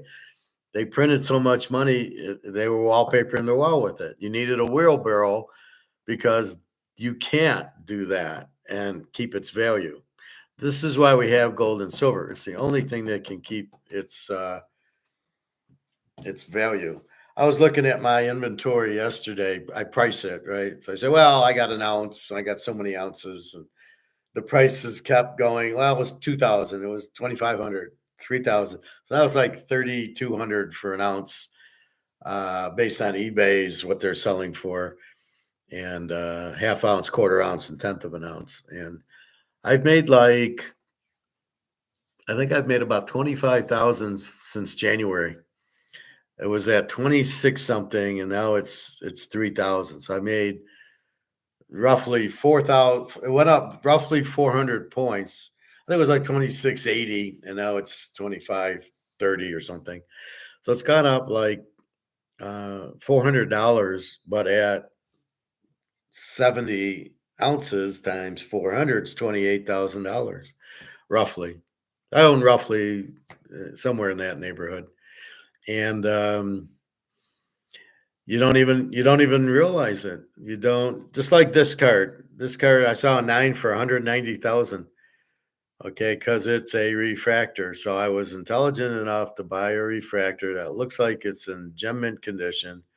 I see it marked down for centering. I don't see a centering issue here. The corners are sharp. The sides are sharp. The only thing that's a little bit, which you can't tell, it's a refractor. So you don't know the condition itself looks fine. I do see a thumbprint on it, which I'm trying to wipe off with my cloth. Be careful handling these cards. You don't want to scratch them up, right? Then you fucked yourself. So, but okay, so let's say it's a 9, and I thought it was a 10 the whole time. Let's say it's worth $500,000. I don't count that. I don't even look at it like that. I just own the Brady card, and I spent 150 on it. That's it. But it's worth probably $200,000, $300,000, $400,000, and I don't even pay attention to it. Now, the thing about retirement, as I tell you, it's you're used, it's like you're used to eating chicken every Friday, right? And then all of a sudden it's Friday and there's no chicken, and you're used to it. So you got to substitute something. And so when you retire, means you're not working, and you used to get a pension, which you don't get anymore. You get this 401k, which traps you in stocks. It's a terrible thing. And so you no longer get a check. So now you're living on this 401k where you got it and the company matched it. And then you got to start pulling from it. But if you're too young, you got to pay the penalty and you got to pay the tax on it because it's like a 401k. So all of a sudden you got to take 10 grand out, but you got to pay taxes. And then you get a little worried how much, and then the stocks start crashing, and now you lose quite a bit of money on it. But that's your paycheck, right? It's okay. I built up so much money in my 401k. I'm not going to get a paycheck anymore. How do I adjust to, how do I spend now that I'm not getting a check? Because I'd get a check and I could go to the grocery store and get what I wanted and go on vacations and do everything I want, go golfing. But now, wait a minute, I got to Where am I getting the money from? Oh, I got to pull it out of my 401k, or in our case, out of gold and silver.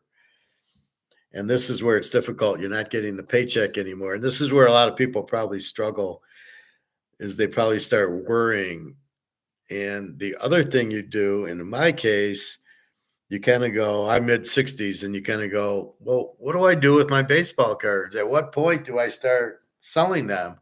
Or do I give Brady to, to Daria? What do I do with the card? Because I want to hand it off. Because you don't know when whatchamacallit, what's his name? Joe Black. When Joe Black comes, you better have peanut butter. That's from the Meet Joe Black movie, where he's Death and he plays Joe Black. Well, you don't know when he's coming. And if you don't know when he's coming, you don't know how much money you need. So you have $1 million, but you might only last another year. And so you're all worried about, do I have enough money to make it there? Or you go spend it, but then you live longer and you need more money. So you start worrying about, do I have enough? When do I sell my Montana rookie, or when do I get it graded, sell it? All that stuff. So it becomes weird, and you're not relying on a check anymore. So now you get a check for Social Security. So that helps. So you really have to adjust to not getting that paycheck, because that's a comfort. That's the golden parachute, or the golden handcuffs. Golden handcuffs is when a pretty young girl marries an older guy who's rich, and then she lives a lifestyle where they live pretty well because he's rich, and she develops no skills, and she's just handcuffed to him, because if she leaves him, there's no more money, because she doesn't make anything, but he does. So they're with you just because you have money. And that's not a good way to be together. You want to be together because you want to be with him. The fact he has money is secondary. It's nice, but that's not why you're together. So that's from our standpoint. You're getting older. How do you retire? You have no paycheck. Now what do you do? So really, this is why you buy assets. You got a Rolex, you can always sell it, but that's what you have to do. You start selling your assets as your paycheck. So if I did get this as a 10, it's worth $1 million, I would sell it, and that's my paycheck for the next 30 years, and I basically am retired. But I wouldn't want it in dollars, because they're not worth anything. So if I were to sell this and get, 500 grand, because it looks pretty fucking good. If I get for 500 grand, I wouldn't want to leave it in money. I would sell it and then move it into gold and silver, because I know my money's going down. And this is the concept where everybody who's retiring is going to get screwed, is they don't understand their money's worthless. So they're going to hold on to their money thinking that's my retirement, but when they go to use it, it's not worth anything. And this is where they're getting screwed badly by George Soros and the money printing in all of these European countries. They're all getting fucked because they don't understand. And you don't want to be in these. These have no value. Oh, they don't, but do people really understand that? No. Inflation's price is going up, not my dollar worth nothing. That's what Alligator is really trying to say. It's not gold going up, it's the dollar going down, but he really shouldn't say that. He should just say the dollar has lost its value and all prices are going up if possible, but gold's price is going up because of demand. If you didn't have bricks, gold price wouldn't be going up. It didn't go up before. The dollar was being inflated in the whole 1990s and 2000 and 2010s. The dollar was worthless then, but yet gold didn't go up. Gold didn't go up until the central banks of BRICS said, hey, we need gold. And now they're all buying gold, and that's why it's $3,000. And that's where Alligator has a problem. His concept is wrong, because it is the demand for gold pushing the price up, because the price of gold should have been higher Since 1971, it should have been pushed up. But that's the thing. And the message is your dollar isn't worth anything, but you think it is. So you're getting Madoff, where you think your money in Madoff was good, but he wasn't buying anything with it. It was all a Ponzi scheme. But even then, Madoff was paying you 15% for your money. So that's where the Ponzi, that's where it's, I don't know what was wrong with that Ponzi scheme. Even though it was a Ponzi scheme, how is it different than what the banks do to us now? And how is it different where you got your money? So if you go to a bank and you're getting your 5% or 4% on your $50,000, that's a Ponzi scheme. But as long as you're getting your interest, you don't mind. So as long as you're getting paid by Madoff, I'm not sure it was a Ponzi scheme. I get the fact that he needed new money to pay you, but how is that any different than a business? So to pay you off, a bank, I need new depositors coming in, and then I got to have new investments in mortgages and car payments and commercial real estate to bring in new money to pay you off. Because if I don't get anything new, I can't pay you. So it's all the same Ponzi scheme. And the bank will go out when the derivatives, when they come home to roost, that's when the banks go out. But it's the same Ponzi scheme. They're paying you with other people's money.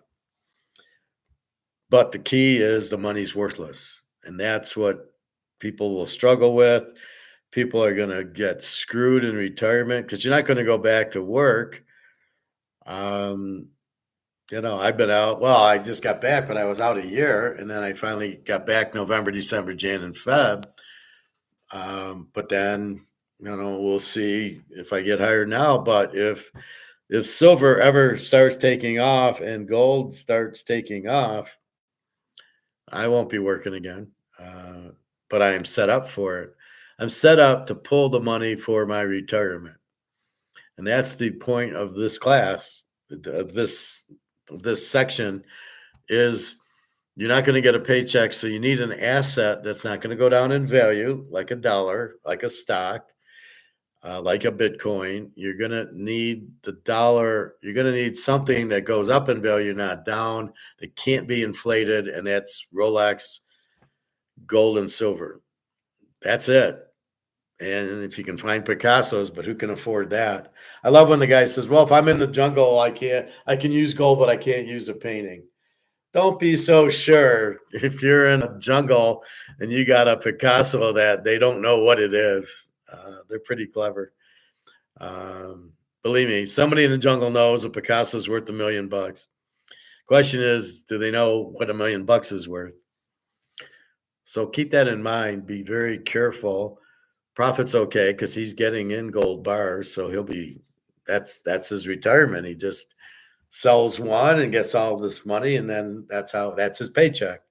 So that's really that's why we buy gold and silver. And when silver finally breaks, and it's going to, and I think soon, because I don't think there's a lot left, and people will go to the mines directly. But when COMEX can't cover it, but see, right now, COMEX, the silver isn't Basel III. They don't have to pay for the delivery. So that's what COMEX is doing. People are going, I want silver instead of the IOU, like in gold. They ask for delivery of the gold. They have to give it, but not in silver. So they keep going 4 or 5 years out, not paying up on the silver, but that's the price. So the problem with COMEX is, the problem with gold and silver is the price is not set by the market. So therefore, we don't know what the real price of gold is. And we go by COMEX. So based on derivatives going up and down, which are options, that's how we determine the price. Is fucking insanity. So you imagine going to the grocery store. What's Jif peanut butter? I don't know. Let's do derivatives on it, and we'll find out. No, you got to have the market. You got to put a price at the store. People either buy it or they don't. If they don't buy it, they lower it. If they do buy it, they might raise it or keep it where it is. They do the price increases if people will buy it at that, but that's your information. But you can't do derivatives to come up with prices or options. It's insanity. But as the money's worthless, then what are you going to do? Profit. Do you think they'll eventually go to a world currency? Yeah, it's called gold. That's the world currency. That's how it was in the Romans. That's how it is now. All the BRICS countries are going to gold-backed currency. We either join them or we are bankrupt. But that's what you do, and that's really what's going on. So the world currency is gold. Now it could be a BRICS gold-backed currency where it's either each country has the gold-backed currency or it's just a BRICS gold-backed currency. But that's why you need gold to back it, because you can't print gold and it will never lose its value. But that is the only thing you can do, and it should be for all currencies. Should be gold. And it's not what it is. What's the difference between monopoly money A and monopoly money B? What's the difference? None. They're both monopoly money. They're both worthless money. I know how they like to call it debt, but it's really not debt. This is not debt to me. This is worth $1. It's not. Where's the debt? See, I don't get when they call it a debt. Some guy said, well, there's no money unless there's debt. What the fuck are you talking about? You earn money at your job and you make $5,000 and you pay $3,000 bills. You got $2,000. You have no debt there. These people are getting a little too smart for themselves. They don't know what they're really talking about, but they want to sound important. Oh, it's debt. No, it's not debt. It's money. It might be fiat, but that's it. So that's really your world currencies has always been there. It's been gold, but the defense contractors and the governments cannot manipulate it and can't print it to death. So that's why they don't like gold, because it ties the hands of the defense contractors. Then they actually have to create their own market and start their own wars, I guess. Just really stupid. But anyway, that's what you're looking at. So again, the market is created by us. Things that aren't on the market, gold, silver, oil, you don't know what the price is. Like I say, people will pay this much for gold, and Comex has it here. And you can see why. All right, Comex. So here's where it is. Comex is 2,000. Comex is now 3,000. And you still have buying. So 2,000 wasn't the right price. 3,000 isn't the right price. What is this price? And I would imagine it starts with the 10 and ends in 3 zeros. It could be 20,000. And then as all of these European countries go broke, the 10 countries go broke, they go broke in this money, or I should better yet, in this money. So as they go broke because this is worthless, that's 10 countries that need to buy gold and silver. So that's that's how you break it, is you get out of that currency. You're broke in that currency. You're not broke if you have gold and silver. But if you're in the euro system and the euro goes to zero, then these 10 countries go broke.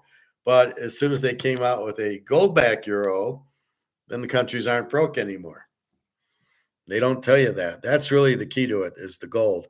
That's why when you retire, you have to have the gold and silver, because that's how you're going to pay yourself. You're going to sell an ounce of gold for $10,000 and you're off on vacation and you're fine. You're fine for the whole year. And as gold goes up, and now it's worth 20,000, and you're fine for 2 more years, and you go on a better vacation. And that's really how it works. I don't see them confiscating it, because we own so little. I mean, what's the point of the U.S. confiscating it when all the gold's in China, Russia, and India? Really stupid.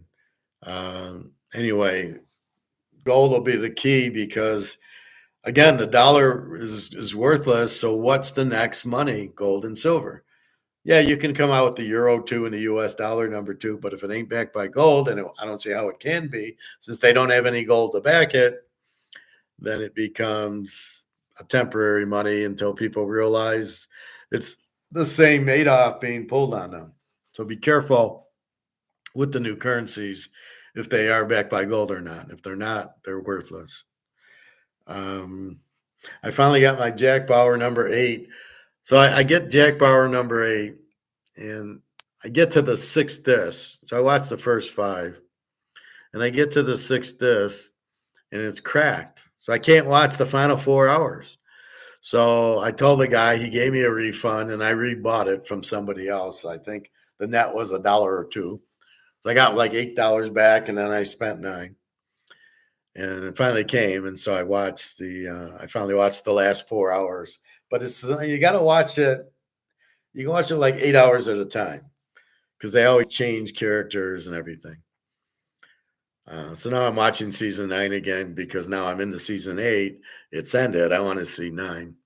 It's funny how he has a bullet hole in his shoulder and something else, some other cut, but not a problem. He has to run from the country. Not a problem. So it's just funny. Although it is good that they kill whatever the president, who's the real dope, the Joe Biden of the show. They killed him at the end of season 8. But anyway, that's where you're at. So you're going to struggle when you retire because you're not used to not getting a paycheck. You have to replace it. So I'm telling you now, me trying to be retirement age, but you being younger, I don't know how old Prophet is, 20, 30 years old. You have the gold. That's your retirement. And that's what you have to do. You're buying the gold really to retire with. Because you can't hold $500,000 in dollars, it's not going to be worth anything. And to retire, you have to draw on something to live, right? You need to pay your bills. You need to pay, even if you bought a house and you paid it off, and it's a 30-year mortgage. And no, I don't see anybody doing that now because with the student loans, they're all fucked. But so even if you do it, you got your mortgage. You still got to pay your mortgage. And then even if you pay the house off, you got to pay property taxes and maintenance on the house and stuff like that. So you still need some money, and then food's going up because of the money's worth nothing. So the food costs more because it takes more dollars to buy a hamburger and stuff like that. And that's really what you're looking at. So just be careful of that. Profit. Yeah, you definitely have to binge watch 24. Yeah. Well, it's better when you have the disc because you got 4 hours of disc and then you go to the next disc. Watching it each week was really rough because I don't think I watched it too much when it was on, maybe a little bit, but you watch it, and then you got to wait a week to see what happened. When here, you just go to the next, and on the DVDs, how they do the time breaks. It's 4:34 DDD, and then it come back, it's 4:38. Well, on the disc they just go. It's a quick 2-second pause to get to the next time. But yeah, it's the same thing. I watched Gotham, and it was the same thing. There was 5 seasons of that. That's like Batman growing up, and you would watch that. You have to watch the DVD on that too. It's very hard to watch. That's on, I think, Tubi, and you just go through season 4, and they just whip through them. It's really the only way to watch a lot of these shows. Anyway, so on your retirement, be very careful. You need to draw some sort of money each month. Now it's a paycheck, but as you're older, you're not working because that's the point of retiring. But you still want to go on vacation, and you still want to eat and go out to restaurants and everything else. Where's Luke and Bobby for Capital Grill? It's finally at 3,000. These guys, where are you, Bobby? Where are you? Come on, man. Luke's he's working, so he'll be back early April, whatever. So we'll see. But now it's time we've hit 3,000, time for Capital Grill. We called it like 2,300, 2,400. That was going to 3,000. And we'll do the same at 3,500 and we'll do the same at 4,000. It'll just keep going.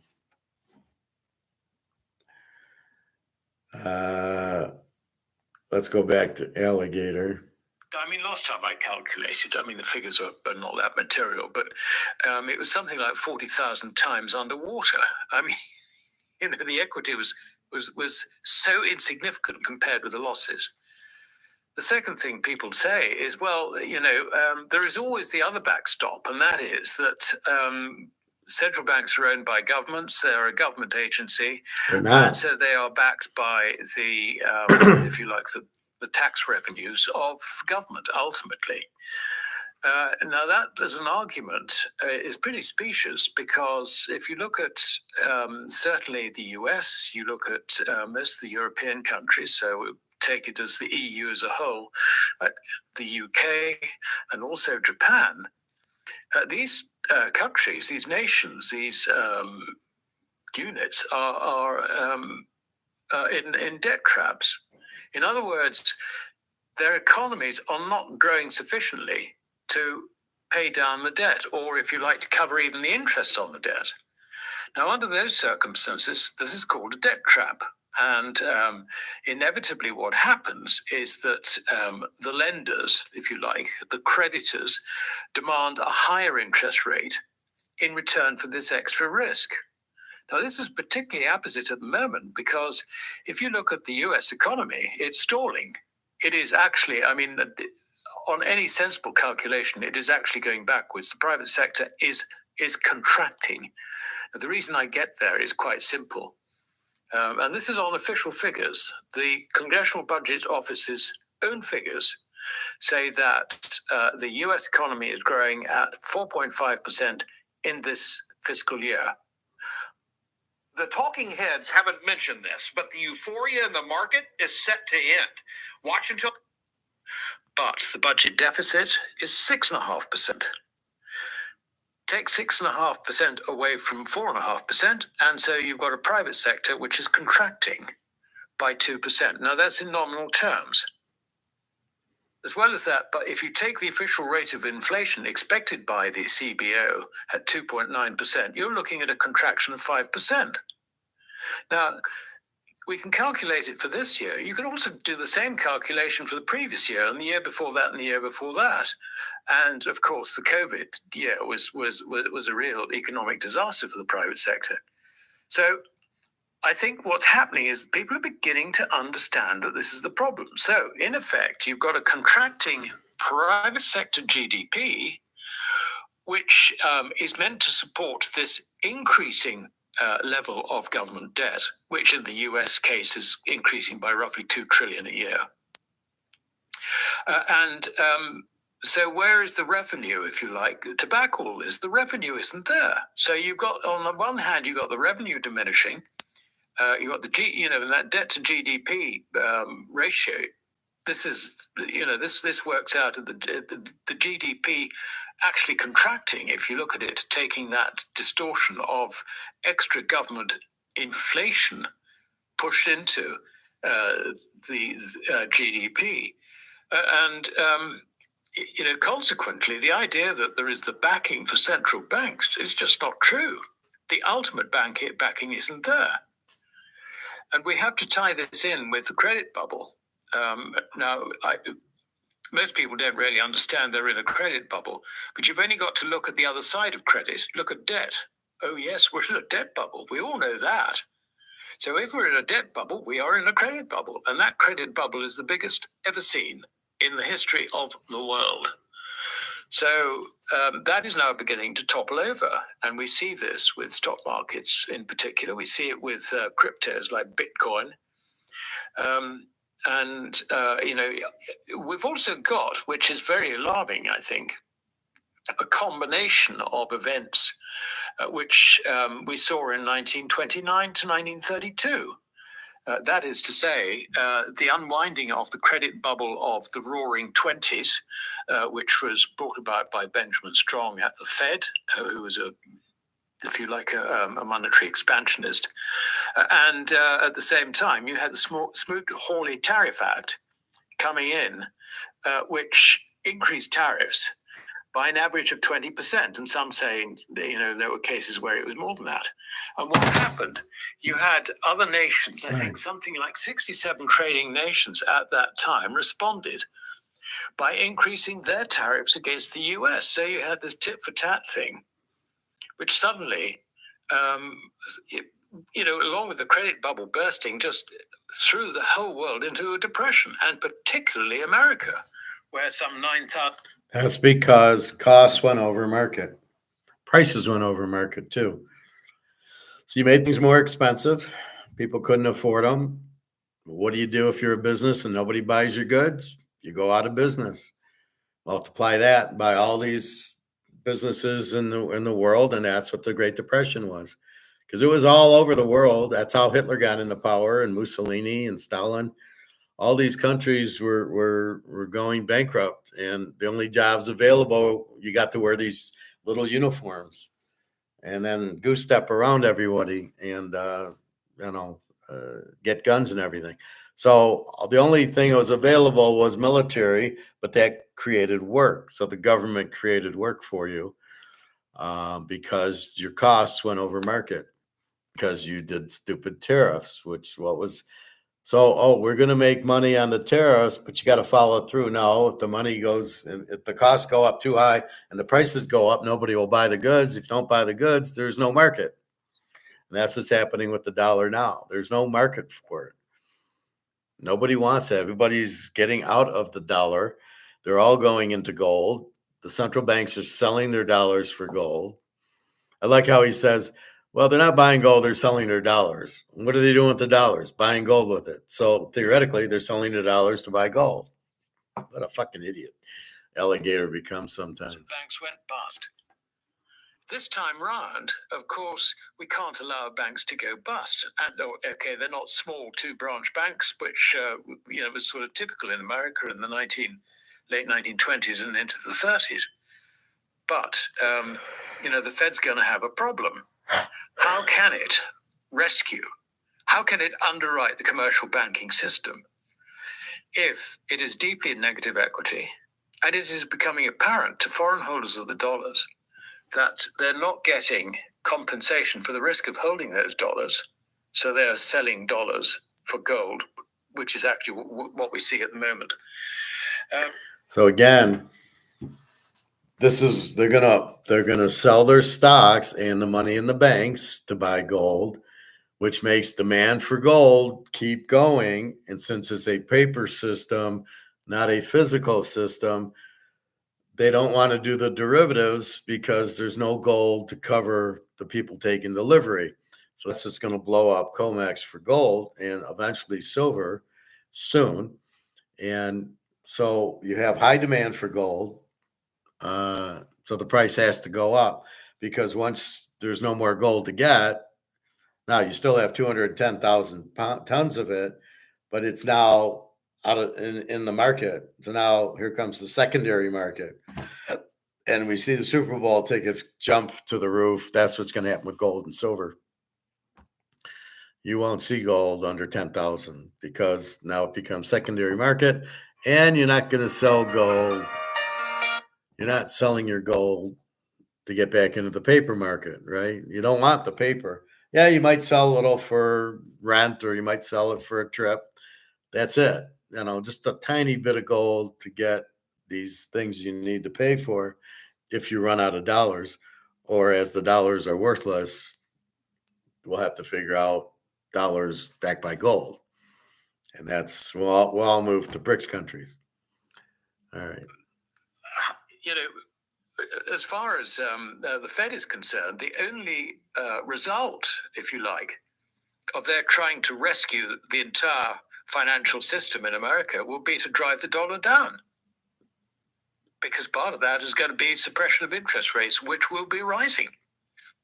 So, this is a situation which I think people are not really aware of. I mean, for a start, they're not really aware. They may just be becoming aware, if you like, that there's a credit bubble bursting. but the vast majority of investors aren't there yet. And I think the second thing is that this sort of comforting thought that the central banks can always print their way out of trouble, and negative equity doesn't matter in a case of a central bank, and anyway the government's going to rescue them or whatever, you backstop the whole thing. This, I'm afraid, is not the case. It cannot happen. So we need to understand this, and I think the earlier we understand this, the better for us. But I think there is an additional point, and that is that foreign ownership of US financial assets is now more concentrated on equities than on US treasuries. So at the last count, we were looking at something like 15 trillion of portfolio holdings in equities. And, as the equity markets turn south, they're going to start liquidating that. So you can see that there's a potential avalanche of selling going to develop there. So if you got your 401ks and there's an avalanche of selling because people got to get out of US dollars, how good's your $500,000 401k going to be? Do you think the price is going up or down? Yeah, it's going down, because if there's all selling and no buying, that's how a market works. The price goes down. And you're not going to get that in gold. Even if you did, it doesn't matter. It's based on derivatives. But and the gold and silver, it's all buying and no selling. And therefore, the price will go up. It's limited. Therefore, the price goes up. You don't lose value on it. And that's why we've been buying for years. And now we're starting to see, I just made $7,000 in 2 weeks. But it's even that. Okay, the dollar's not worth anything. Yeah, but the gold I have is worth a lot more than it was, until eventually the gold is the money, and it'll be priced very, very high, and we'll be fine. So this is the only way out of this mess, is doing what we're doing with gold and silver. So stop asking me about real estate. It's not the answer. And stocks are not the answer, and Bitcoin's not the answer. Bitcoin is not anything. Bitcoin's a Ponzi. It's only worth something if somebody buys it. That is a Ponzi scheme. Gold is, theoretically gold's only worth it if somebody buys it, but gold's value just keeps going up because they keep paying more and more for it.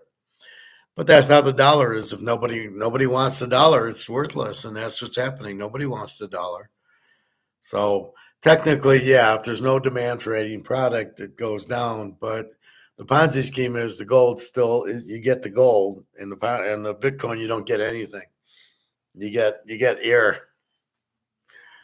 All right, a little bit more of alligator. It's a combination of feeling that this is the case and also understanding the real background to it. Drives me to the conclusion that this is something that could actually happen very, very quickly. I don't actually have the statistics. All we know is that overseas investors were caught up in the crash. I think Winston Churchill lost money in that crash, believe it or not. John Maynard Keynes lost money in that crash. He's an idiot, John Maynard Keynes. Other economists like Fisher, who at the time stated that he thought that that equities were at a new high plateau, or words to that effect. But I don't think it's not like today, because the difference between then and now is that instead of gold acting as the international reserve money, we've got the dollar acting as the international reserve currency. And so foreign exposure to the dollar is far, far larger than it ever was in previous times. And on top of that, American brokers have been very, very successful in promoting US stocks around Europe, around the rest of the world, so that they're very much owned, if you like. The typical foreign investment, let's say for a European investment manager, the heaviest weighting is always in US equities. So, and you've got the comfort, if you like, as a manager, knowing that the dollar, if you like, is, you don't have effectively currency risk in the sense that you're investing in an asset which is denominated in the reserve currency, if you see what I mean. It's very, very different for an investment manager in Europe, say, investing in the Japanese stock market, where the Japanese yen, whatever its merits may or may not be, is not the reserve currency. So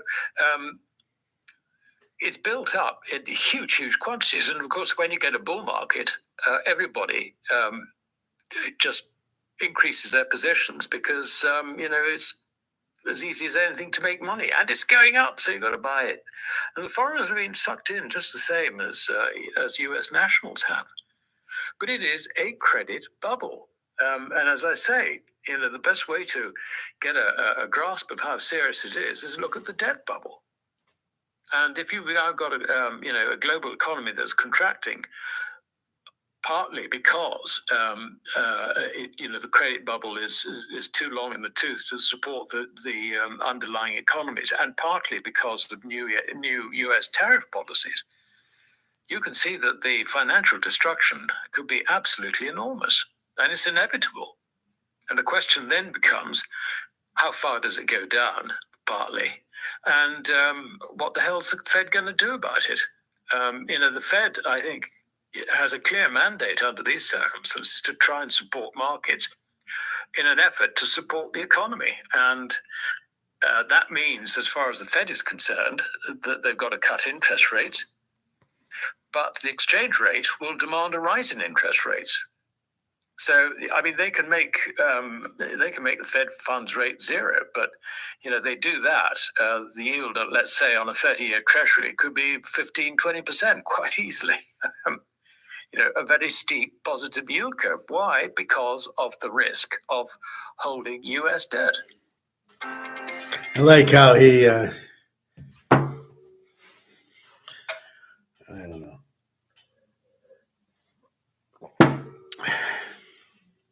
He really hammers it home, but yeah, that be the problem, that's for sure. Because they keep printing. You can't just print without you can't just spend without having the money. You can't spend 20 if you have 10. So I'll print the other 10. Well, you can't keep printing because then it loses value. Because you print too much of it, it has no value. And that's what's been happening. And it's finally catching up. It's been happening since 1971, but they were all Keynesians, so they weren't listening. So you could have bought gold at $35 an ounce, knowing that the dollar is going to collapse because they're printing it and it's not backed by anything. So if you understand that one concept, if the money is not backed by anything, i.e. gold or silver, and not necessarily oil, it's more gold and silver, the money's worthless. So you start buying gold day one until it now finally catches up. So that's why shouldn't have been 50 years. It should have been, 20, 30 years. But because the prices are so cheap, so they start going up a little. So a house is 10 grand, it goes to 20. Okay, 30. You start making more. I remember when I got my master's, I think I was $34 an hour. And I don't even know if I was that. It might have been upper 20s or something. Then I finally got into $30, and now it's $50. And I made more when it was 20 than when it was 50 because I can't buy as much and it's worthless. So I think the key is it's worthless. That's why I'd rather hold this, because this will always have value. It will be priced in dollars, but then as the dollars go away, it'll be priced in the new currency and there'll be demand for it. So when they talk about deflation, there's no such thing. It's the prices in the market going down. That's the market, right? That's just, there's no demand for it. So if there's all of a sudden nobody wants Canadian Club anymore, and it goes to $1 a bottle, That's not a deflation. There's no demand for it. It's the market saying I don't want it. Just like the dollar. The dollar nobody wants. Nobody wants this anymore. So therefore it's worthless. So is it deflation? No, it's nobody wants it. There's no demand. That's the market talking. It talks in prices. But anyway, so hold on to your Rolexes and your Brady cards and your Montana cards and Mantle and everybody else, because they will hold their value, but the dollar will go to zero. So you know, okay. So what will the stocks do? Okay, you got 500,000 in stocks. The stock market crashes. It's crashing in dollars. Does Microsoft now use gold-backed currency as their financial statements? Could be. The market will crash because the foreigners taking their money out, but it won't go to zero because it'll still have some value, and then they got to replace it with gold, and that'll be the key. Is what will all their things be worth in gold, and that'll be the interesting part. So does Microsoft then worth $5 of gold share versus $200 of monopoly money? So that'll be what'll happen, I guess, because really you're just exchanging your dollar for gold-backed dollars, and then things get repriced, but they still keep the value. So if it's a valuable thing, it'll hold its value. But your $500,000 401k will go to zero when the money goes out. It's what does it get replaced by? How much is it worth in gold-backed currency? If it's worth something in gold-backed currency. And that is it. This is a good one. This Alex he's pretty good. I just found him today talking about Putin and Trump and Zelensky. Zelensky's problem is he hasn't had an election since last May. He's supposed to have an election. It's a 5-year term. So they don't recognize him because you didn't have the election in May. You can't say we're not having it. And the other problem is all these the England guy and the German and the France and the Italy, everybody hates these people, and they're all the globalist type, and they're killing their countries. And it's that versus basically Trump and Putin.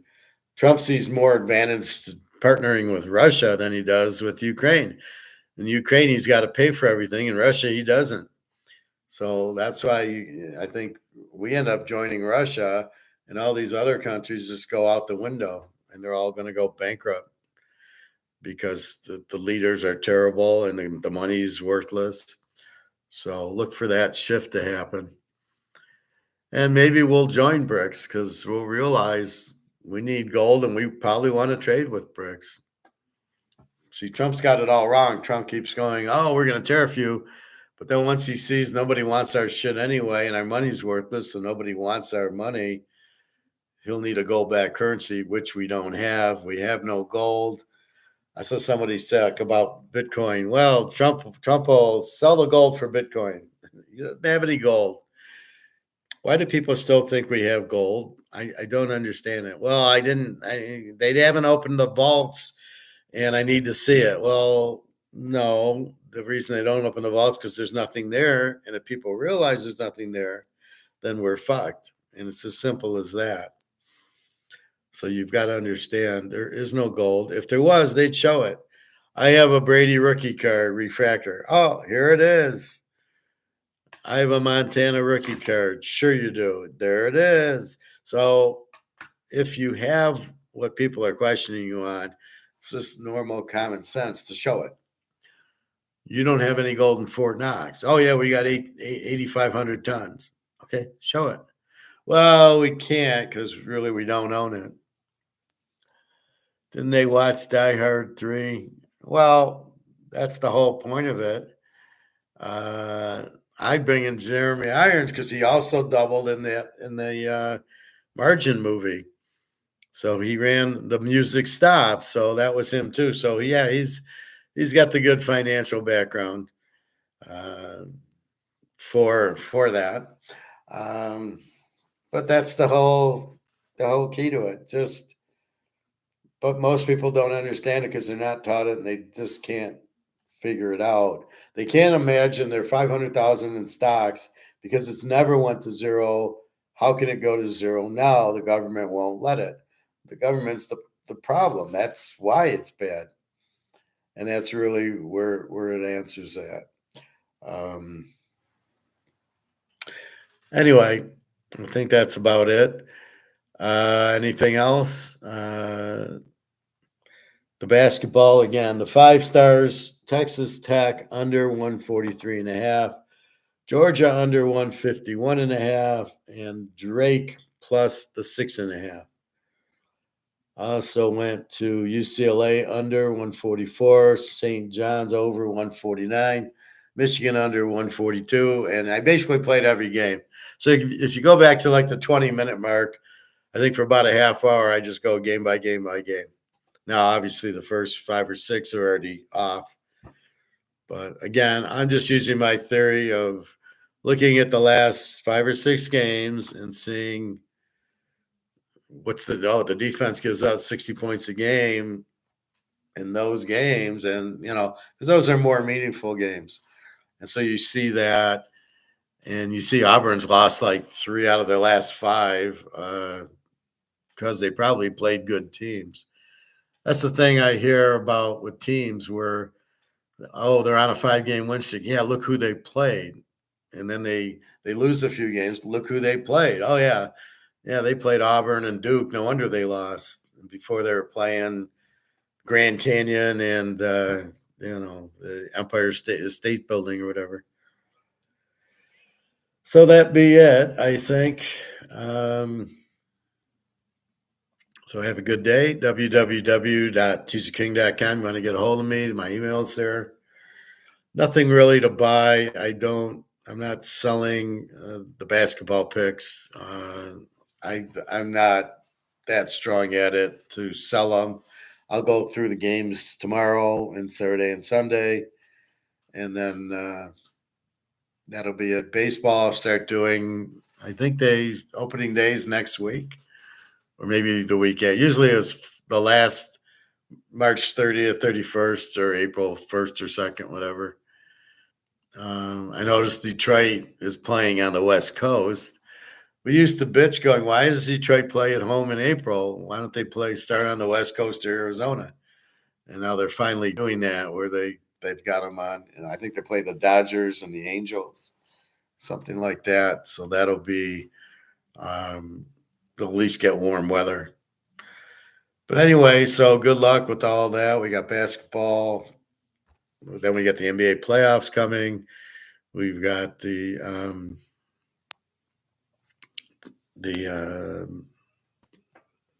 basketball, the NBA, and the baseball. So I do my best on those. Again, the same theories. The thing that screws you up on baseball is these 5 innings things, where they only play 5 innings. The pitcher pitches 5 innings, but there's 9 innings in the game. So it's really tough to bet based on the pitcher. Even with the Verlander, you hope the manager doesn't pull him out after 6 or 7 innings. It's just ridiculous. Forcing the pitchers to throw 100 miles an hour is ridiculous. So anyway, so have a good day, everybody. I will see you tomorrow. What's today? Thursday, I think. I lose track of the middle days. I lose track. It's Thursday. I pretty much know Monday. When you get into Tuesday, Wednesday, Thursday, it gets a little bit foggy, and then I got to keep track of the month. It's the 20th because I got to pay rent the 1st. So you kind of keep track of that. I need to get gas on the way to swim, which I'll do about 3 o'clock or so, 3:30. And that's about it. So have a wonderful day, everybody. www.teaserking.com.